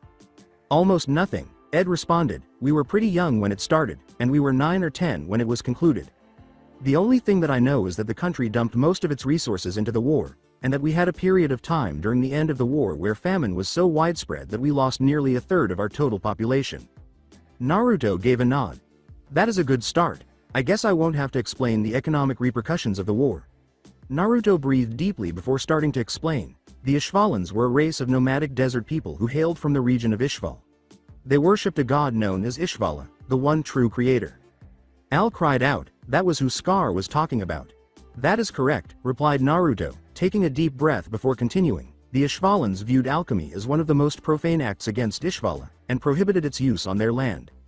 This rule was held strong, even after the annexation of Ishval. Due to their highly clashing cultures, relations between Amestris and Ishval were very strained and any diplomatic discussions generally ended with both sides unwilling to relent to the other's demands. After about 4 years of this, tensions were high and both sides were hostile. After rubbing the bridge of his nose, Naruto inhaled deeply and carried on. Hostilities were brought to a tipping point when an Amestrian soldier accidentally shot and killed an Ishvalan child. The effect was immediate and, not a day later, the first uprising occurred, in the hometown of the child who was shot. From there, it just spread, uprising after uprising. A month later, nearly all of eastern Amestris had been covered in Ishvalan forces. Thus began the Ishvalan Civil War, or the Ishvalan War of Extermination. Naruto stopped and took a breath. After nearly 7 years of continuous conflict, Amestris had finally managed to push the Ishvalan forces all the way back into their original Holy Lands, but at the cost of nearly all their resources. Unable to rout out the last of the Ishvalan military, and not having the resources for an all-out siege, Führer King Bradley ordered the use of state alchemists in the extermination of the Ishvalan race. Naruto looked to Ed, who was leaning forward and contemplated what Naruto had said. Needless to say, Naruto continued, the use of state alchemists proved to be €euro effective. Within days, 5 state alchemists achieved what 12,000 Amestrian soldiers never could: the complete and utter extermination of the Ishvalan people. Some would say that Scar is justified in what he is doing. Ed stood up and glared at Naruto, saying, "No way. There is no justification for the killing of those who had nothing to do with the war," he said. "And do you think that all of Ishval was behind this war?" replied Naruto, interrupting Ed's argument. Most of the war was fought by Ishvalan radicals, people who were already planning a rebellion and just used that child's death as a means to an end. Even so, what Scar is doing is not righting a wrong. He is just killing under the guise of a justice and calling it an act of God. Naruto said, swinging his legs out of bed, but the fact remains that he is hunting you down. Even if his motivations are unfair, his drive is very real. We cannot hesitate next time, he said, and Ed. Yeah? Ed appeared to be about to respond, but instead he hung his head down and said, if it ever comes to it, where Scar is pursuing you and I am not there, I need you and your brother to run. Ed said, okay, though he really wanted to say something else. Naruto said, good, and jumped off the bed. He was about to leave the room when he saw his medical uniform. Now where is my coat? He asked. Al said, brother packed it in his suitcase, as he stood on the trolley. Naruto turned to face Ed, who appeared somewhat ashamed. I was hoping you would still accompany us. I know the best male mechanic in the country and, well, you know, I could probably get her to make you a new arm. Ed said with a slight sigh, but you don't have to if you don't want to. Naruto suddenly realized that these two boys were still children, even though he had been thinking of them as adults. Ed started to say, I'll get it OU, but Naruto interrupted him with a loud laugh. I appreciate it, Ed, I really do, but how did you expect to get me out of here without any of my clothes on? Were you going to drag my comatose body out and onto a train? Ed seemed to shrink in on himself instead of answering, then reached under the trolley to retrieve his suitcase. He took a flat bundle wrapped in paper after opening it and searching through his clothes. Here, Ed said, giving Naruto the bundle. Thanks, Naruto said, ripping the paper open and removing his red shirt, black coat, and trousers. After changing in the restroom provided by his room, Naruto emerged a moment later holding the hospital gown across his arm. Ed said, we couldn't find your shoes, or your hat at the street, still feeling a little ashamed of his mistake. Naruto gave a shrug. That's fine, they're replaceable. The only thing of import is my coat. So long as I have that, I will be fine. Ed and Al gave Naruto an odd look before deciding it was just one of his quirks. As he knotted the sleeve of his left arm, Naruto asked, so, Ed, where to next? With a nod of agreement from Naruto, Ed said, well, Al and I need some serious repair, and I think it is a good time to see my mechanic. Scar staggered to a halt and leaned against the sewer wall. Grasping his leg in agony, he slid down the wall until he was sitting. He glanced down at the spot where the skin had been broken by a bone in his leg. He was certain that it was infected after 2 days of slogging through the sewers. Pus was leaking out around the bone, and the area surrounding the wound was hot, with red lines radiating down from it. It had a rotten meat odor. Scar was startled out of his slumber by the sound of heavy footsteps farther down the tunnel and the sound of dozens of rats running past him as if they were escaping something. Scar looked down the tunnel, but what he saw made him jump. Something was coming around the corner of the tunnel.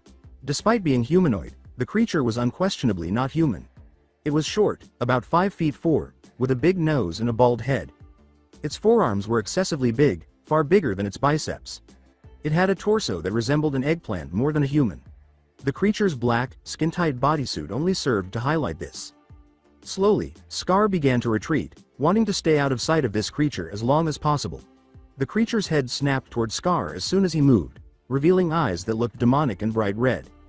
The creature said as it began to lumber slowly in the direction of Scar, who had since assumed a pseudo-combat stance. The creature said as it began to run toward Scar, who was taken aback by the creature's quickness considering its size.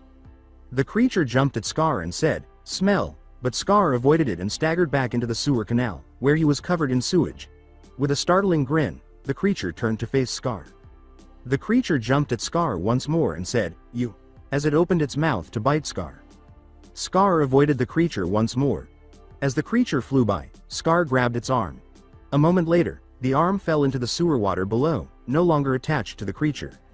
But in a matter of seconds, the arm that Scar had removed grew back exactly as it had before, with red lighting arcing across the skin instead of blood spilling from the wound. The creature exclaimed, "That hurt," as the pain momentarily quenched its desire for blood. The creature turned to face Scar, who was using his injured leg to climb out of the sewer water and back onto the cobblestone walkway. The creature asked, truly perplexed, "Why do you run?" Its expression changed from one of insanity to one of innocence just moments before. "I just want to eat you." The creature resumed its sluggish gait, slowly following Scar while chatting to itself. The creature asked itself, "Why does it run?" Gluttony told it. Something seemed to click in the creature's head, and it stopped. A moment later, the horrifyingly insane smile that had been on its face came back. As Scar turned a corner and disappeared from view, it licked its lips. The creature, recognizing itself as Gluttony, began to walk once more, its eyes turning red as it did so. Gluttony told it, "Yes, he did. He told it, I can smell you." So that's it for today. I hope you guys enjoyed it. Don't forget to like, share and subscribe to the channel for more awesome stories like this. Thank you. See you all in my next video.